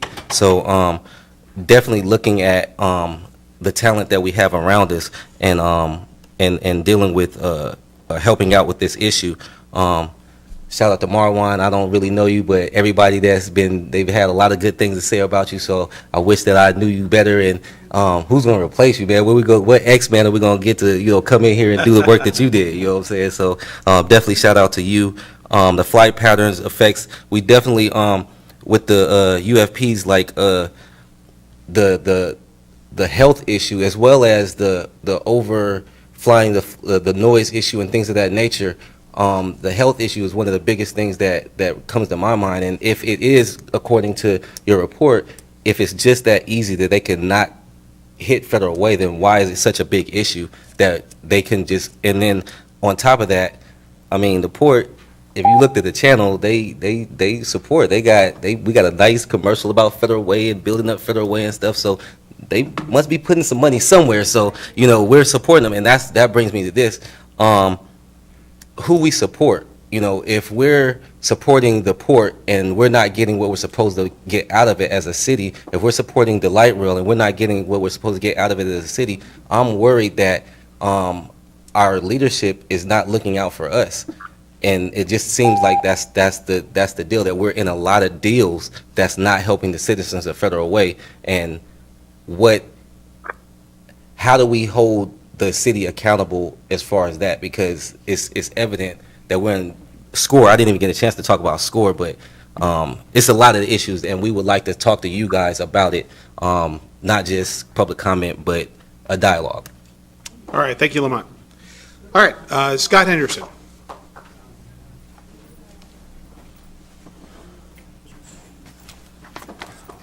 Thank you, Mayor Farrell. City Council, I appreciate you guys giving me some time here.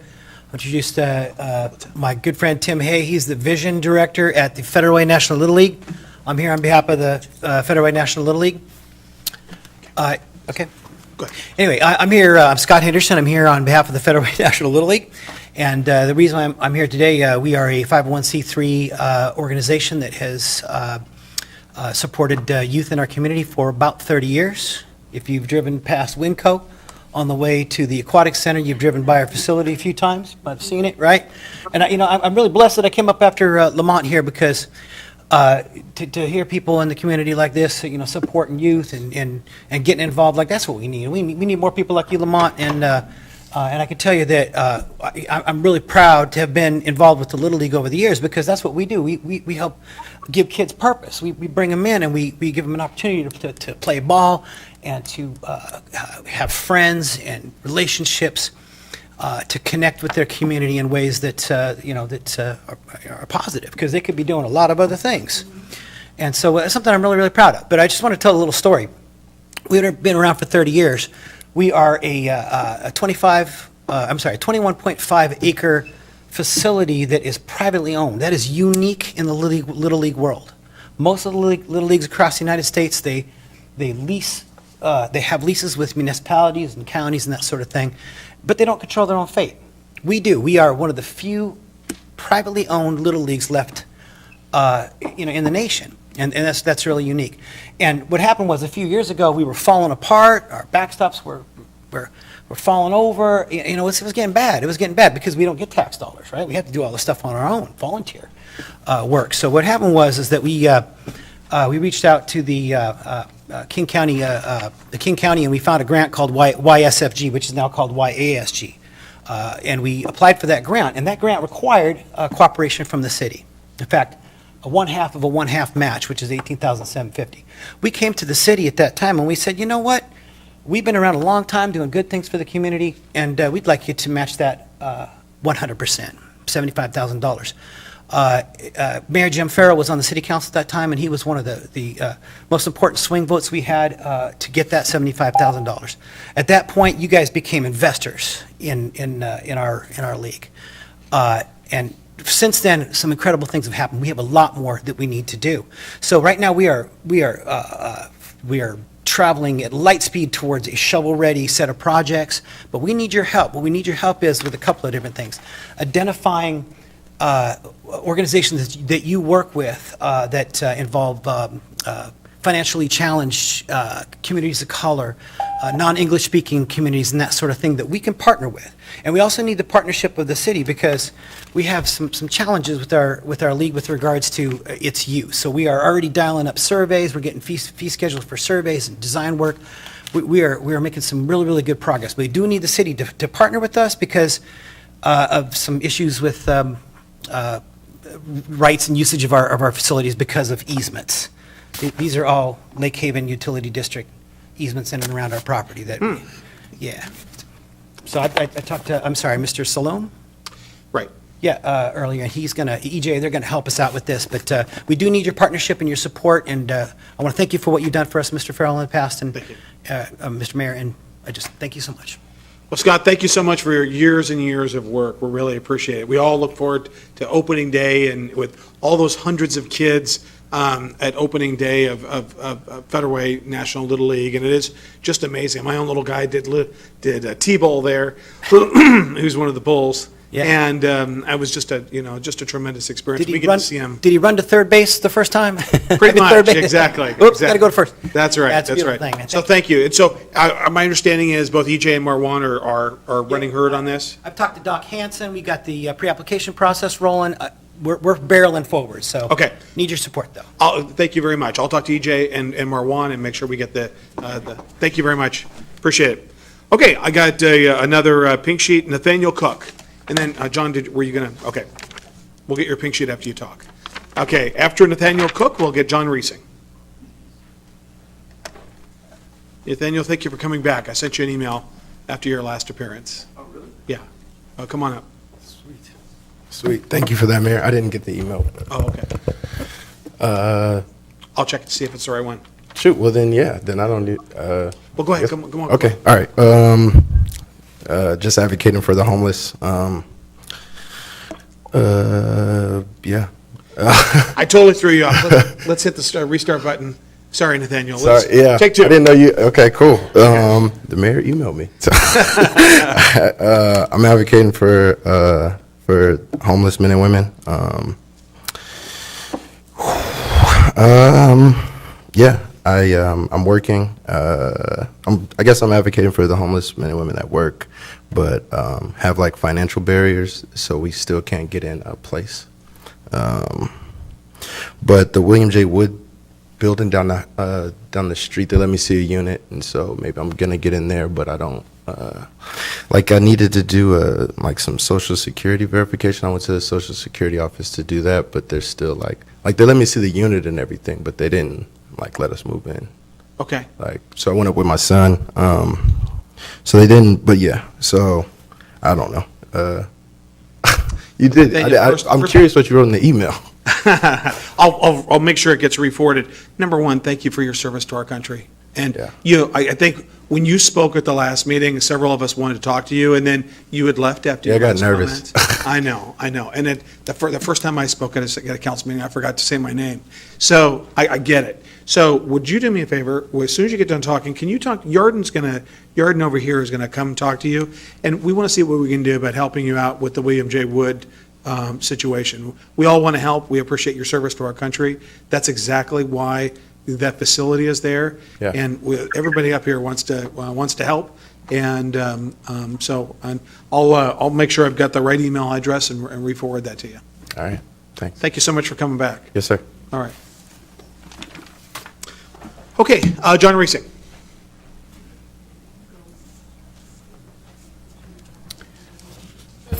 Mr. Mayor, Deputy Mayor, council members. So the ultrafine question, I'll start with that since that was posed. The advisory committee for the University of Washington study on ultrafines is meeting tomorrow afternoon. I have not seen any data yet, but is expected that preliminary data will be shown to us tomorrow, and a series of questions are being posed to us that strongly suggest that they've got some significant information there. So that's the status of the ultrafine. I think it relates directly to the port's scoping activity that's going on right now that has been reported as, started on July 28th and concludes here in September. My observation is that with the delivery of the task force report, the city now needs to create their comments on that scoping. I can't tell you how critical I believe it is that commenting on the scoping is innovative and aggressive. It addresses health as other topics as well. And so my request to the council is that you adopt a resolution requesting the Port of Seattle to extend that comment period for no less than 60 days. It is an insult to the communities that they can drop such a project after having taken months and months, more than 18 months, where they couldn't answer the task force questions about that process, and then limit commenting period to such a short period of time, particularly with the city intending to get some professional help, I understand, to address that scoping activity. And it is in that scoping activity that you are going to win or lose the game. The second thing is that the retreat of council, I challenged the council to organize themselves and to address the question of how to cooperate with the other adjacent cities. It is evident from the comments we've seen here tonight that that still is a topic that is unresolved and is absolutely critical. I think that the council should expect that if they're really addressing the issues that are in front of us right now, that you will have at least one resolution on the agenda for every meeting over the next 9 months. as this process goes forward. Thank you. Thank you, John. I'll follow up. I'm going to have Yarden follow up with you in regard to suggestions for the resolution. But number one, in regard to a letter requesting to extend the comment period, I'll talk to Yarden about that, and we may very well be able to get that letter out this week requesting that action, just to make sure. I am concerned about the truncated and the short period, and I think that's spot on. Yarden, did you? Would you come to the podium so you can be heard and be part of the public record? John, I pretty much agree that I think, that we need to, I'm very concerned about the scoping aspect of it. I think it's important, Mr. Mayor, that the power of the council be lodged on this request, contemplating the potentiality for future litigation that might be in the offering. And that's why I didn't suggest a mayor letter request, but rather framed it as a councilmatic legislative decision to request the extension. There's no reason we can't do both. Right. Thank you very much. Yarden? I was just going to say that in the casual conversations I've had with a potential professional consultant, she did say it would be good to participate in the scoping. I mean, she did say she felt it was more important next year. That was her opinion, but she did feel it would be a very good thing. It would help a lot to participate. And she also suggested that we could just ask for a extension of the time. She suggested that as well. So that was one of the things I was going to look at. And I actually have a meeting set with Doc Hansen, who's here, and several others who are experts in the city to discuss how we go forward with this consultant potentially. All right. We do have, while it sounds easy, we don't have it on our agenda today, and I've got a solution for this, but the OPMA, the Open Public Meetings Act, prohibits a collective action by the council without, that occurs outside the presence of the public. Signing a joint letter without actually council action would violate the OPMA, unless we have a motion tonight that would welcome that. Ryan? Yeah, this is a regular council meeting, so council can take any action that it wants to tonight? By motion. By motion. That's right. So I would be open to a motion by a member, by a council member on the point that Mr. Reesing brings up about expanding public comment on the scoping for the SAM. I would like to move. And I'll second that. Well, wait a second, I'm finished, but that's okay. I would like to. Okay, Councilmember Duclos first. I would like to move that we expand the time on the scoping things. So, what was it you wanted, John? Tell me. 60 days? 60 days? Yep.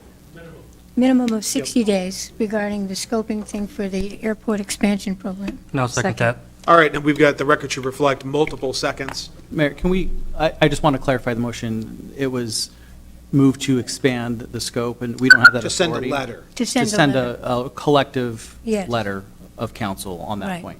Signed by every member, signed by the members of the council that would be so inclined to sign that letter.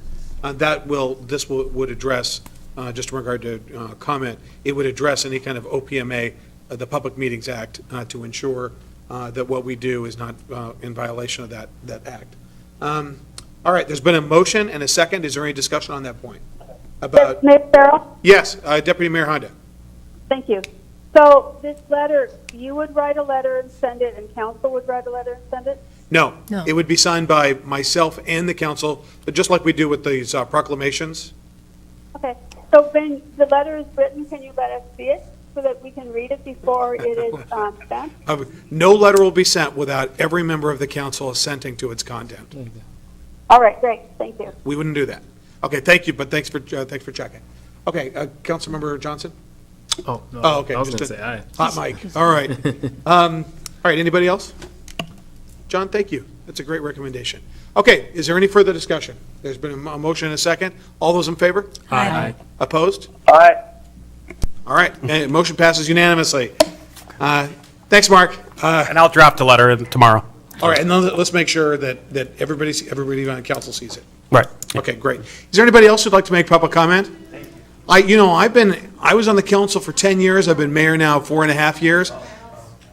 I don't think I've ever had a situation where we had somebody come in at a council meeting and it prompted a motion and and something like that. So, John, you kind of moved the needle tonight, so good job. All right, you guys, that's now moving on. No one else wishes to comment? All right. All right. Now, moving on to the consent agenda. These items have gone through council committee, and I'll go ahead and read the items. If any council member wishes to pull an item for separate and individual consideration, I'll ask after I read them. Item A, the minutes for the July 17th regular and special meetings. Item B, the monthly financial report for June 2018. Item C, vouchers, June 2018. Item D, Rec Track Recreation Management System. Item E, the 2019 Asphalt Overlay Program preliminary project list and authorization to bid. Item F, Enterprise 18 NTS 6th Avenue Southwest, that's Southwest 356th Street to Southwest 368th Street. Item G, Resolution, Solid Waste and Recycling Collection Services Procurement Process. Item H, Adaptive Control Signal Control System Phases 1 and 2, authorization for bids and proposals. Item I, Performing Arts and Event Center Project Acceptance.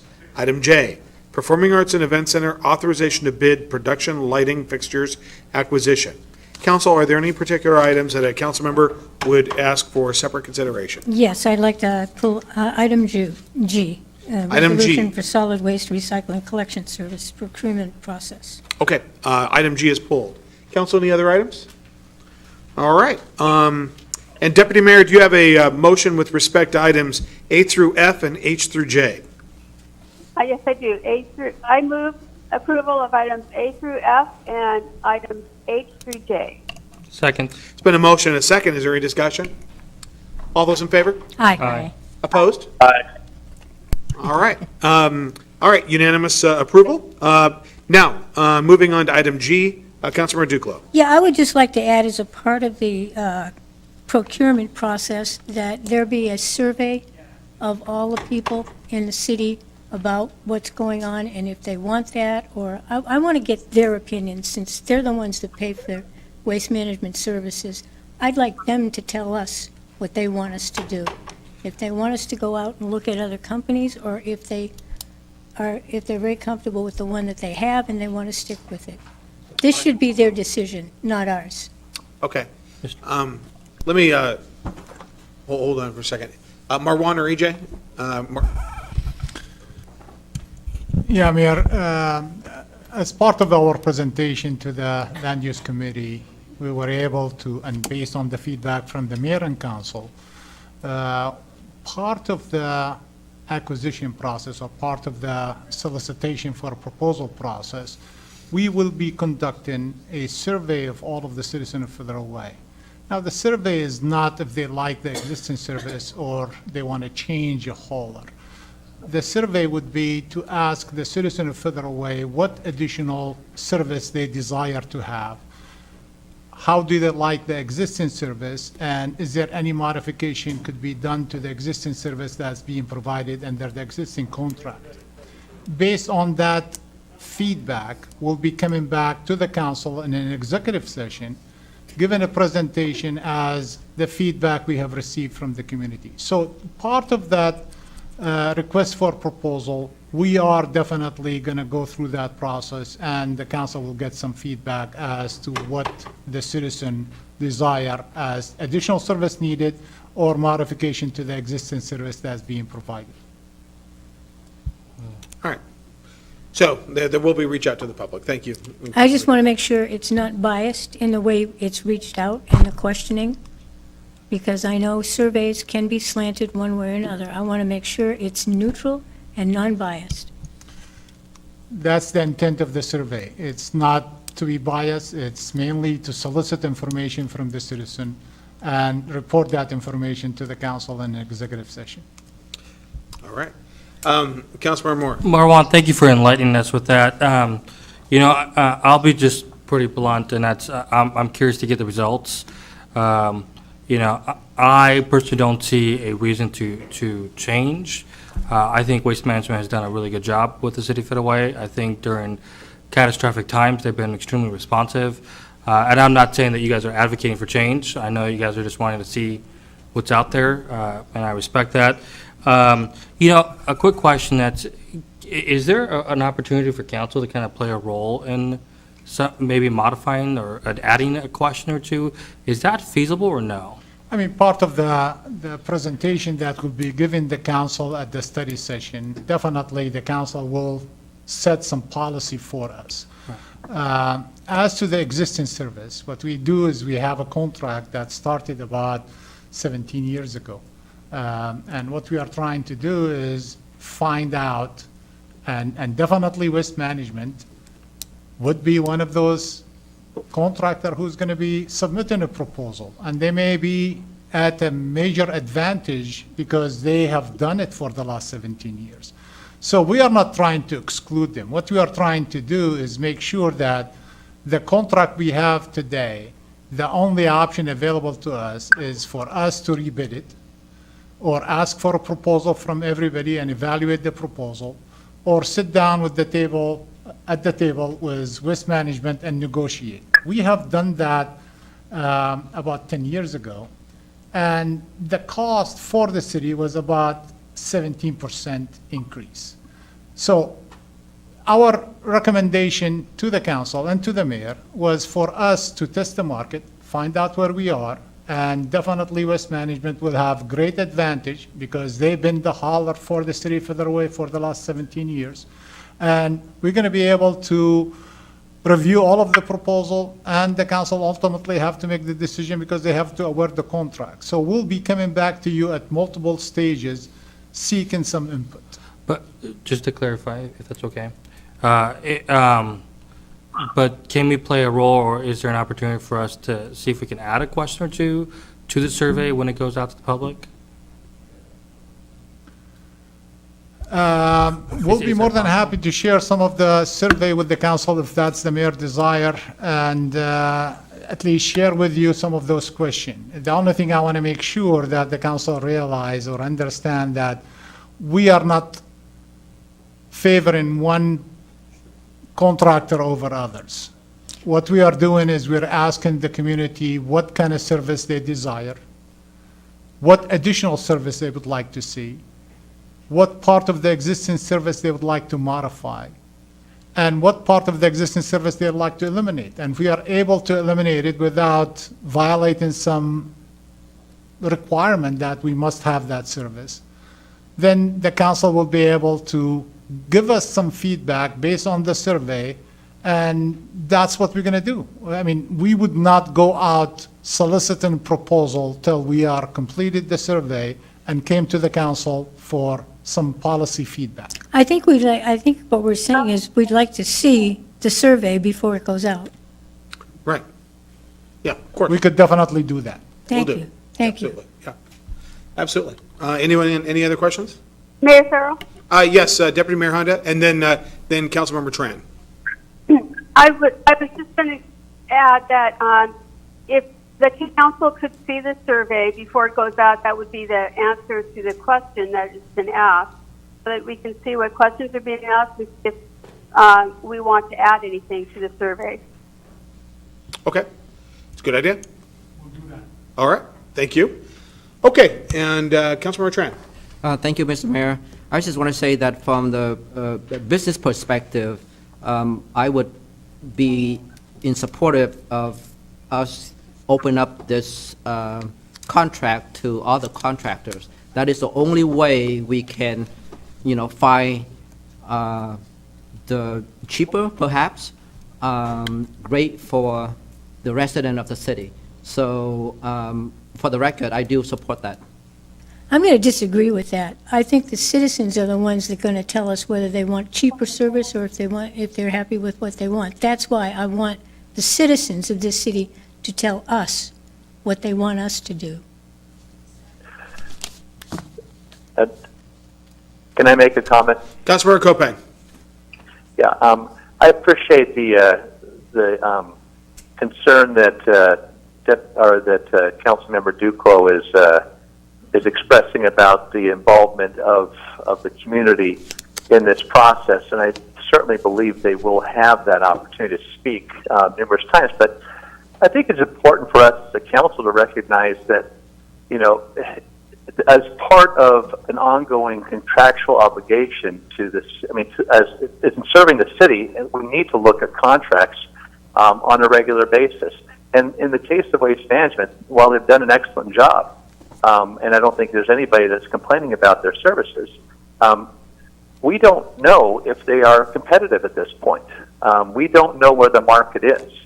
And for us to say, well, they've been here and we're going to continue to support them without testing the market and without understanding where the market truly is at this point in time and what services are available that we might not know about, I don't think that's a good service to our city. I think that the public will have plenty of time and plenty of opportunities to weigh in on this with the process as it's currently laid out. I hope so. That's what I want, the public involved. All right. Mayor Farrell, Deputy Mayor Honda? how will the public get the survey and how will they know about the survey? Marwan EJ? The discussion so far has been to put it on the city's website and then link it through social media, and also figure out a way to more broadly broadcast it to the residents through zip codes. But the intent is to do it online and be hosted through the city website. And from a technology perspective, that's something we can do and have done in the past. Okay. What about some people that can't get it online? Would they be able to come in here and get it, or could they ask for it to be mailed to them? Yeah, and we can certainly make paper copies available. The conversation has been to host it through the city website. I understand that, but there yes. are a lot of seniors out there that don't go online, or there are some people that don't have access to that stuff. So I think we need to make it real easy for people to get. Sure, so we can certainly have paper copies at the front counter or at the library. That's certainly feasible. Perhaps we could put something in the Federal Way Mirror that there's a survey that we're asking for people's concerns and questions and suggestions so that they know to go to look to the website or to the library or to City Hall. Okay. Yeah, and I don't think that we're necessarily asking, I mean, the business decision to go out for bid, I don't foresee that we're going to be asking the public, should we go out to bid? I think the question, the larger question is, have you been satisfied? What we want to know is, have you been satisfied? What are the sort of the other services? And that's, obviously, we're going to be making the business decision about whether to go out to bid. I just want to make sure that there's a clear expectation in regard to content of this. And we're going to do that. We're going to show it to council. We'll get it out in every manner possible. That will. That's all I want, is the citizens to be able to tell us what they're doing. Very good. You got anything? Okay. With that, Councilmember Duclos, do you have a motion? Yeah, you pulled it off. Or I could ask, would you like me to ask? Deputy Mayor Honda, do you have a motion? I move approval of item G on the consent agenda. Second. All right, there's been a motion and a second. Is there any further discussion? All right, all those in favor? Aye. Opposed? Aye. All right, matter passes unanimously. Thank you very much. Good discussion. All right, council business. Item A, authorization to apply for the Seattle Aquarium Youth Ocean Advocates Grant Fund, Storming the Sound with Salmon High School Program Development Project. First, we'll have a staff report from Catherine Strauss, our Surface Water Public Education and Outreach Coordinator, and then we'll go from there. All right, thank you. Good evening, Mayor, Deputy Mayor, and council members. As you said, I'm here to ask for authorization tonight to apply for the Seattle Aquarium's Youth Ocean Advocates Grant Fund.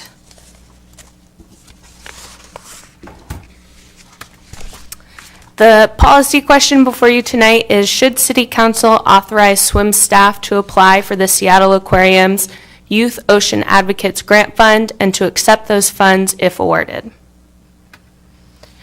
The Youth Ocean Advocates Grant Fund is sponsored by the Seattle Aquarium, and it's a program that provides small grants of $1,000 to $2,000 to projects or programs that conserve or support recovery of endangered marine species and the habitats on which they depend. And this year, of particular interest are programs that support the conservation of salmon. So the reason I'm here tonight in front of you instead of in front of LUTC is just a matter of timing. We were made aware of this grant opportunity after the August LUTC, and the deadline to apply for it, August 21st, is before September LUTC. So I'm here in front of you tonight, and the notification to grant recipients is going out on Thursday, August 30th, and funds will be dispersed by September 13th. We, if awarded, plan to use the grant funds to expand the Storming the Sound with Salmon program to make it more relevant to high school students in federally public schools through a water quality monitoring project in their local watersheds. And we plan on using the funds to purchase the water quality monitoring equipment. And so we will be asking for $1,740 to cover the cost of that equipment. And I also just have a little snippet of a video to show you about our Storming the Sound with Salmon program. The video is 6 minutes long, but I'm just going to show you 1 minute of it. And the intended audience for it is teachers and administrators in the district who may not be sure what the program entails or may have hesitations about participating. And so this video was made with them in mind. Water runoff and to help them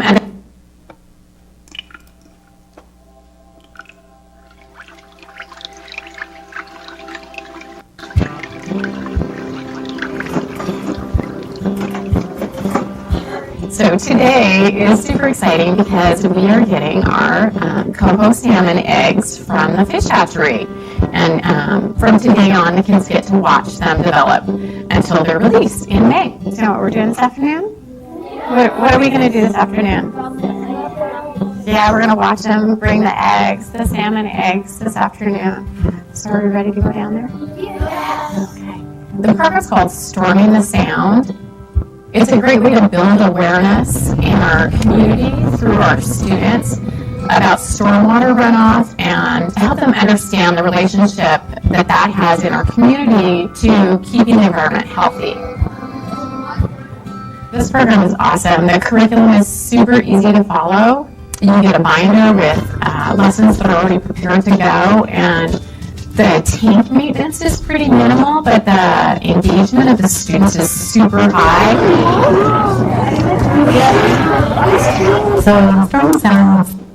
So sorry about the sound quality, but you get the idea. We're really proud of this program and want to continue to see it expand.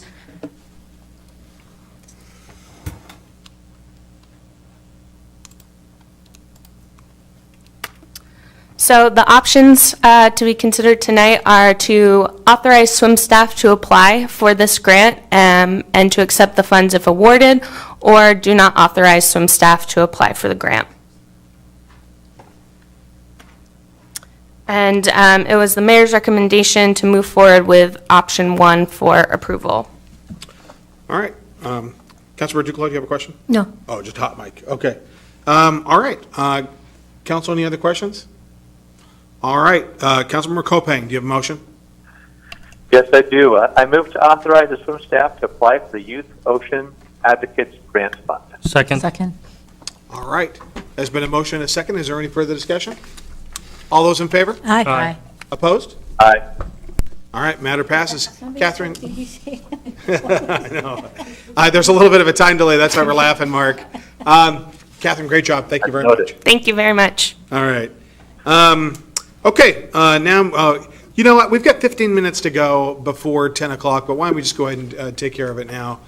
Councilor Moore, do you have a motion about going past 10 p.m.? Yes, I'd like to move that we extend the meeting past 10 p.m. Second. It's been a motion and a second to proceed past 10 p.m. if necessary. Is there any discussion? All those in favor? Aye. Aye. Opposed? All right, now we're safe. All right, now. Mayor Carroll, Yes, Deputy Mayor Honda? both Councilmember Kopang and I, it's already past 10 o'clock. Oh, that's right. but you don't constitute a quorum, and so the quorum's on this side, so, but thank you for the technicality, I like that. All right, very good. Okay, and actually, thank you, 2 hours ahead of us is 11, you guys are almost midnight there, so thank you very much for your dedication and your service, for, the commitment of your time while you're on vacation to doing important business back there with a new grandchild to be on the phone with us. Appreciate it. Okay, second reading and enactment on item A under ordinances. Would the city clerk please read the ordinance title? Council Bill 742, amending Title 19, Federal Revised Code related to self-service storage facilities and design guidelines. An ordinance of the City of Federal Way, Washington, relating to design guidelines for self-service storage facilities, repealing Federal Way Revised Code 19.215.130, and adding a new section to Chapter 19.115, Federal Way Revised Code. All right, Councilmember Kopang? In my discussions with Doc Hansen, he had mentioned the need to clarify the provision about using a window-like material in place of windows. Has that been added to this? Doc? It has not yet been added to this, and that was the purpose of me being here, to clarify that.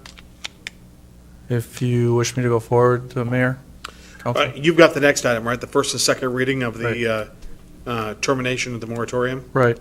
Well, Mark, is that, do you need that before you make the motion on this enactment?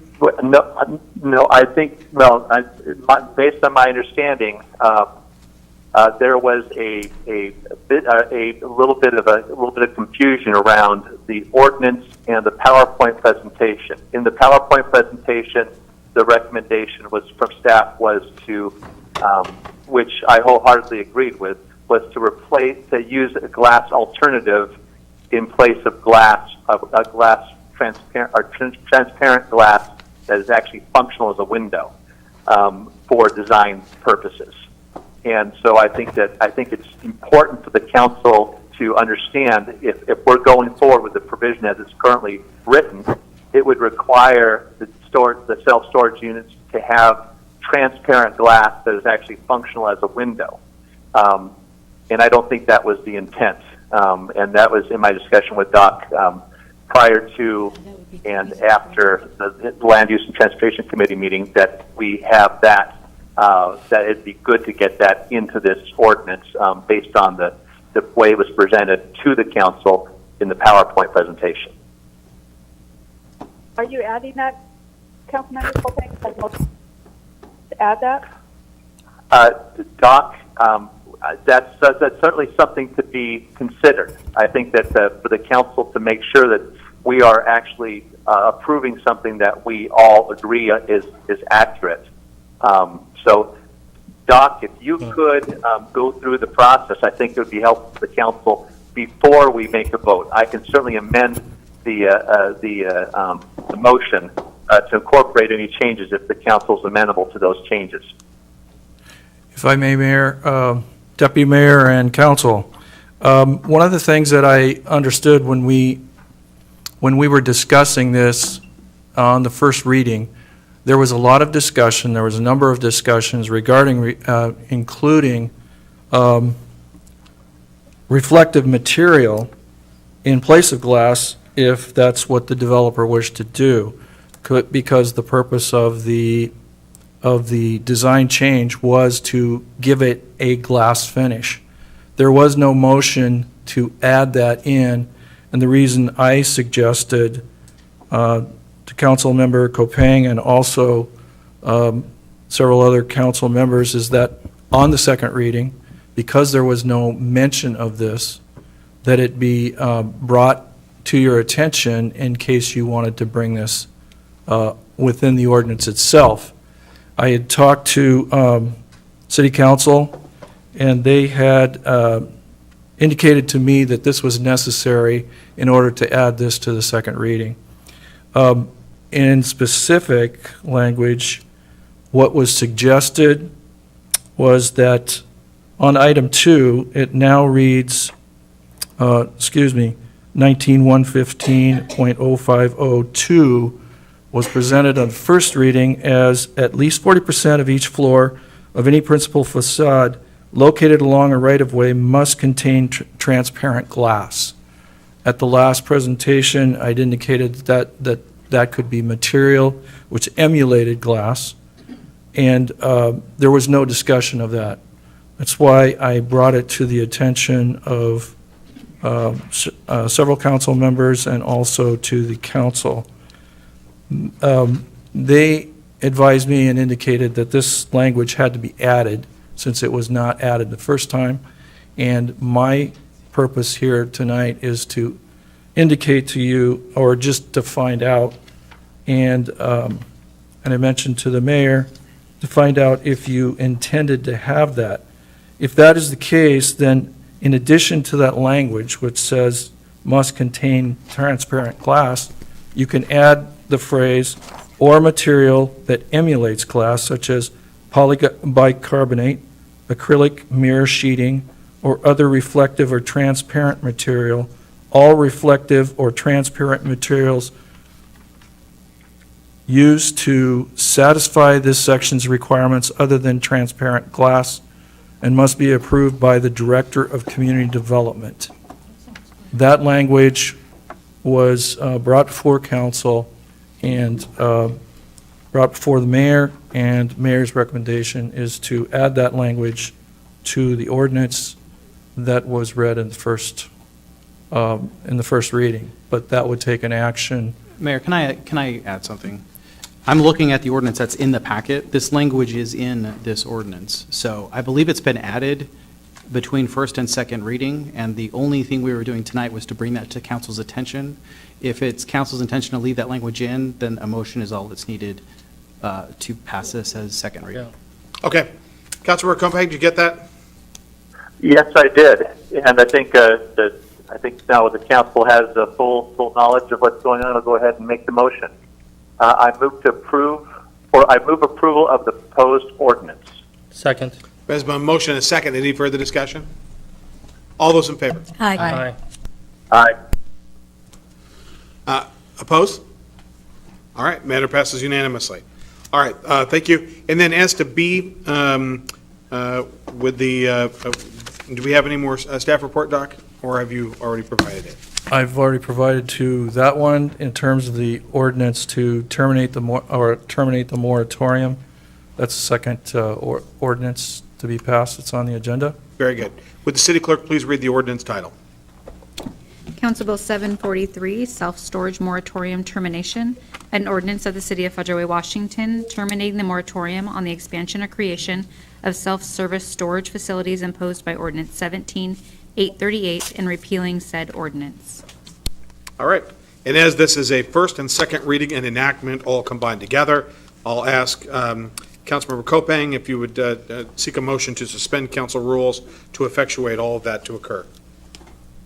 Yes, I move to suspend rules and terminate the self-storage moratorium. Second. It's been a motion and a second to suspend the rules and not only do first and second reading and go right to enactment.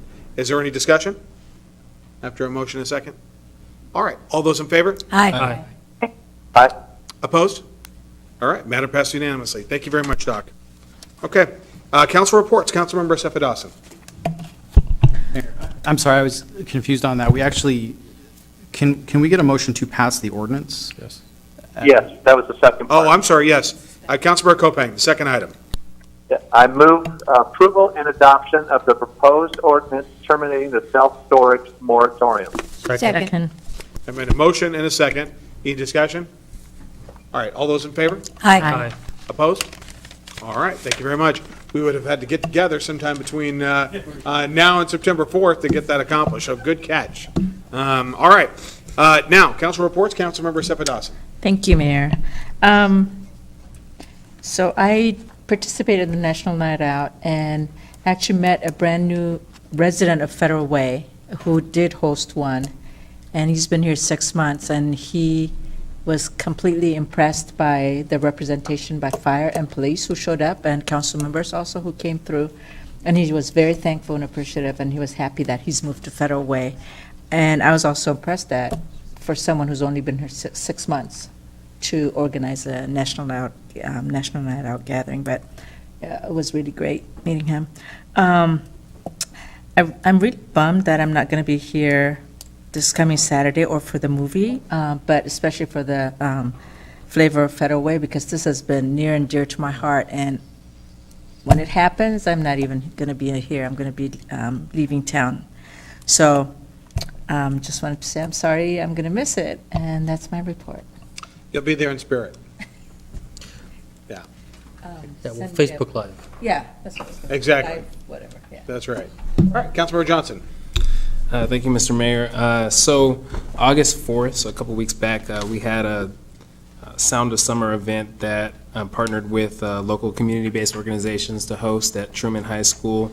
It was very well attended. We had about 85 people there and a lot of different community resources to share with the community. And so thank you, Lamont, for being there, and a number of other organizations. And so really just appreciate the community coming together to share with, youth and new families to Federal Way about some of the community-based organizations we have in the city, which we have quite a few that are doing great work.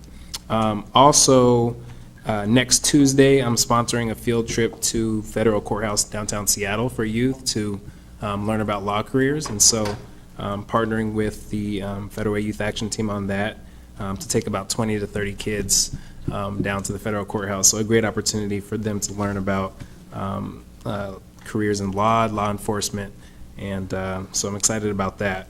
Also excited about Flavor of Federal Way this Saturday, particularly for Cheyenne Salah's performance. I know me and Councilmember Moore recently met with him, and so his family is one of the first African-American families to move to Federal Way, and so really excited about what he has to share with the city. And so I think with that, I'll conclude my report. All right, Councilmember Tran. Thank you, Mr. Mayor. Last Saturday, Councilmember Johnson and I met with a representative from Safe Warehouse campus. We spent about 2.5 hours walking to different areas within the campus. During that 2.5 hours, I spent I learned quite a bit about, the whole thing. But one thing really stood out during that visit is that we have this once in a lifetime to do something to preserve this beautiful area for future generations. So what my asking is that all the parties to work together to come up with a win-win resolution that benefits both the ownership of the IRG, but at the same time benefit the community. And if there's anything that I can do to help, I'm more than happy to do so. The other announcement that I want to make is that DSHS office here in Federal Way is going to have an outreach program where we send our staff to community-based organization. For example, it could be a day center or library where people can come in and meet with our staff and apply right there. They don't have to travel to our office. And this is the overall effort of our department try to reduce poverty by half by 2025. So this is just a public announcement. Great. Thank you. And thank you for the work you do every day. Okay, Councilmember Moore. Thank you so much, Mr. Mayor.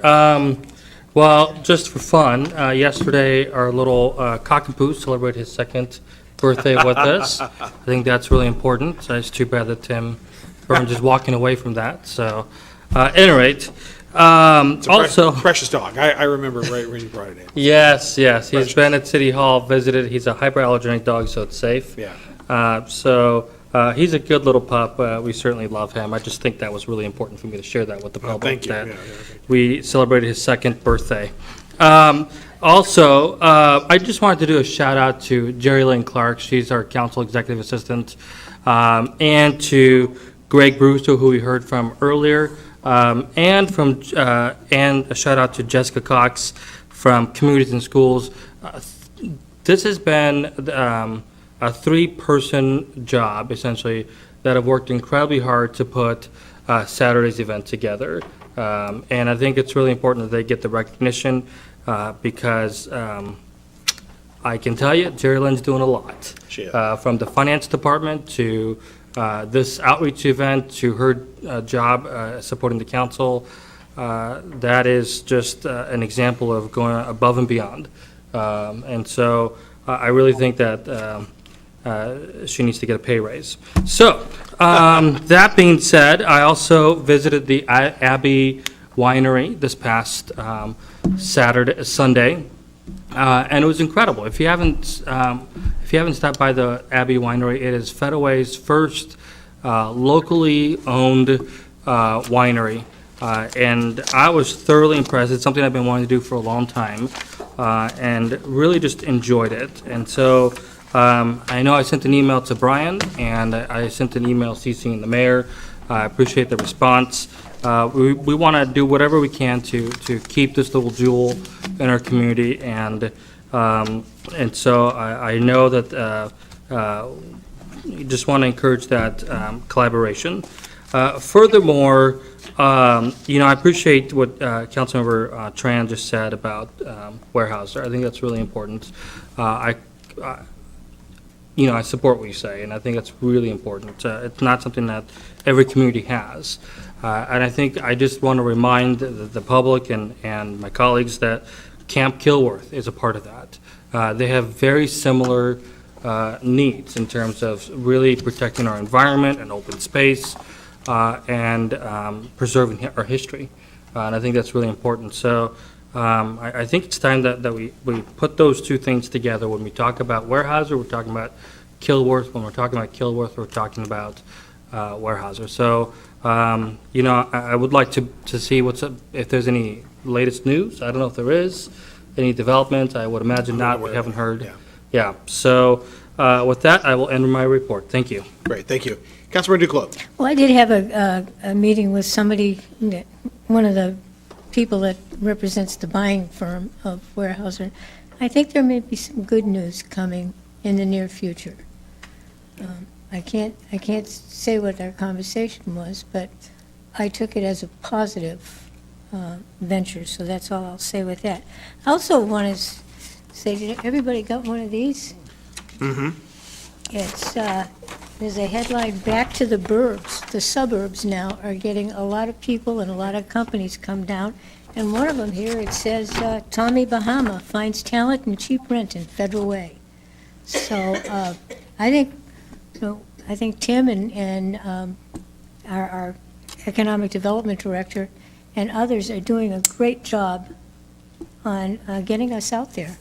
And when people come to Federal Way and see the place, I think they have a different picture of Federal Way in their minds until they come down here and see what a beautiful city we have, how great it is, and how wonderful the people are. I know when I first came down here in I came out here in 1990, and I settled in Renton because where I came from, I worked for an agency where there was a pilot there, and he flew back and forth for Boeing. And I drove down here one day, and I fell in love with the city. I really did. It was so nice and clean, and it had some great stores. It was better than South Center at that point in time. And so when I took the job down here, I said, I'm going to live and work in this community. And I've never regretted that. This is a great community. We've got great people. We've got good council members. And I go way back to when this city first formed, and even then, the council members, they had a lot of problems to tackle, and they tackled them. And it's turned into a very wonderful city and great citizens, and I'm really proud to be here. Well, thank you very much. And I am actually going over to Ocean Shores this weekend. They're having fanfare with the Seahawks. Ah, fun. So it's a big day over there. Very good. Thank you very much. All right, Mr. Mayor? Yes, Councilmember Kopeng. Yes. It's funny how you have the two that are on 12 o'clock, after 12 o'clock go last. But anyway, we knew that Deputy Mayor Honda was, but you skipped right over me. Anyway, I want to just give another shout out to the We Love Our City the gang and their work at the Blueberry Farm Park this last Saturday. Another great example of the community coming together to take care of a park that is well loved, but due to short staffing, has not been able to be maintained at a level that I think we would all like to have been maintained at by the park staff. So certainly no criticism of the park staff. I think they are one of the hardest working groups in our city, and I certainly have a lot of admiration for their commitment to serve our city and to take care of the parks and keep them at the highest level they can. But again, I think that getting the city, the community involved in helping out and giving a lift, I think is certainly encouraging to me as a council member, and know is encouraging to the park staff as well, and just something I really appreciate. And I also want to just take a moment to recognize Marwan again. As the chair of the Land Use and Transportation Committee, I just wanted to say how much I've appreciated his insight and his steady presence. I think he filled some big shoes with the departure of Kerry Rowe a few years back, and I think the Public Works Department has just continued to move forward, and I look forward to him enjoying retirement. Hopefully he'll come by and visit us every once in a while. But again, I certainly appreciate him. And then Kathy Schrock as well, who served as the communications for our police department for years. I know she's moving on as well. And again, I know we honored her today during the day. But again, I think she's served our city well, and I certainly appreciate her efforts and wish her well in her future endeavors. All right. Thank you very much, Mark. And thanks for staying on the phone with us. And thank you for, again, being dedicated, being all the way out there in Wisconsin, in Oshkosh, Wisconsin. My gosh. Oshkosh Bagosh. So thank you very much. All right, Deputy Mayor Honda. Thank you. I'd like to thank those 800-plus people who attended the 62nd Annual Salmon Bake, which is held on July 27th at Steele Lake Park. I would encourage you to mark your calendars for the 63rd Annual Salmon Bake, which is the fourth Friday of July next year. It'll be a great event, as usual. And thank you to all those Kiwanians who served and who made this event possible. I'd also like to thank Betty Taylor for having a vision for bringing together neighbors throughout the city of Federal Way that their neighborhood doesn't hold a national night out event. We worked together with many other people and held an event excuse me, at Town Square Park last Tuesday. We had well over 200 people there. The Lions Club came and supported us by cooking hot dogs for everybody. And it was really a great event. We have pictures that we'll be showing in the near future and a video, and it was really great. But thank you, Betty, for having that vision, and it can only grow from here on out.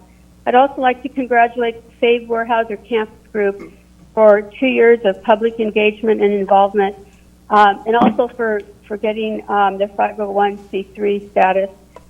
I believe that when this group came together 2 years ago and came to City Hall with over 300 people that one night, that they have changed the way that people engage with the City Council and the city staff.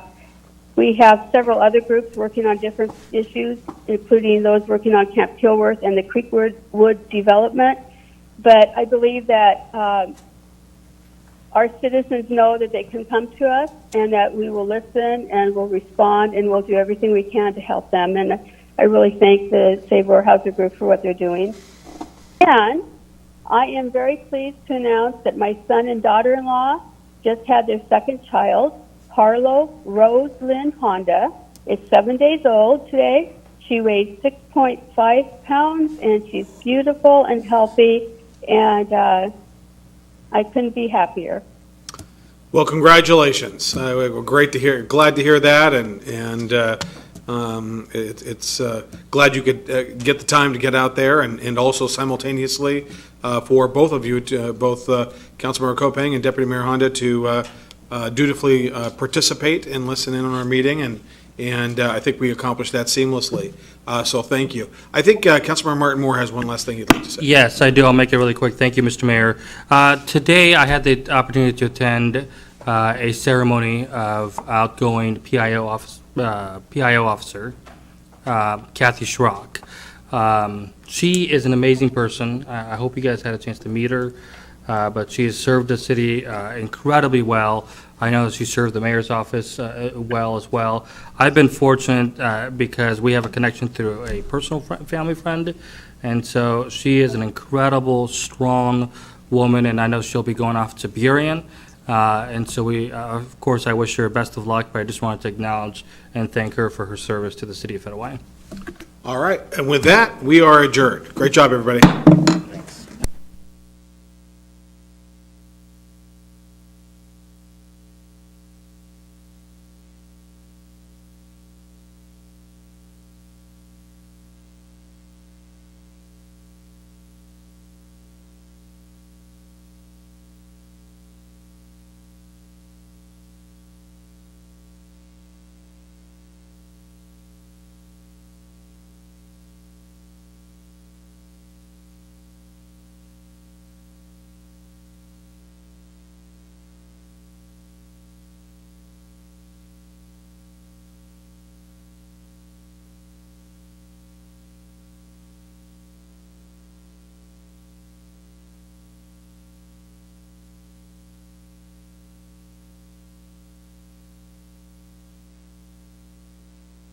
I don't know why they were included in the article. They're off of 323rd on 320th.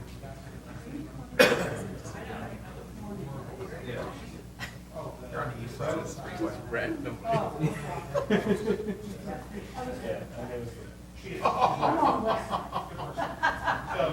Good, how are you guys doing? Very productive. Here as always. Yeah.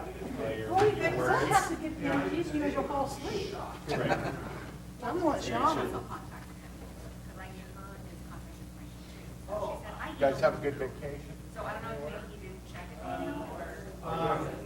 Which one?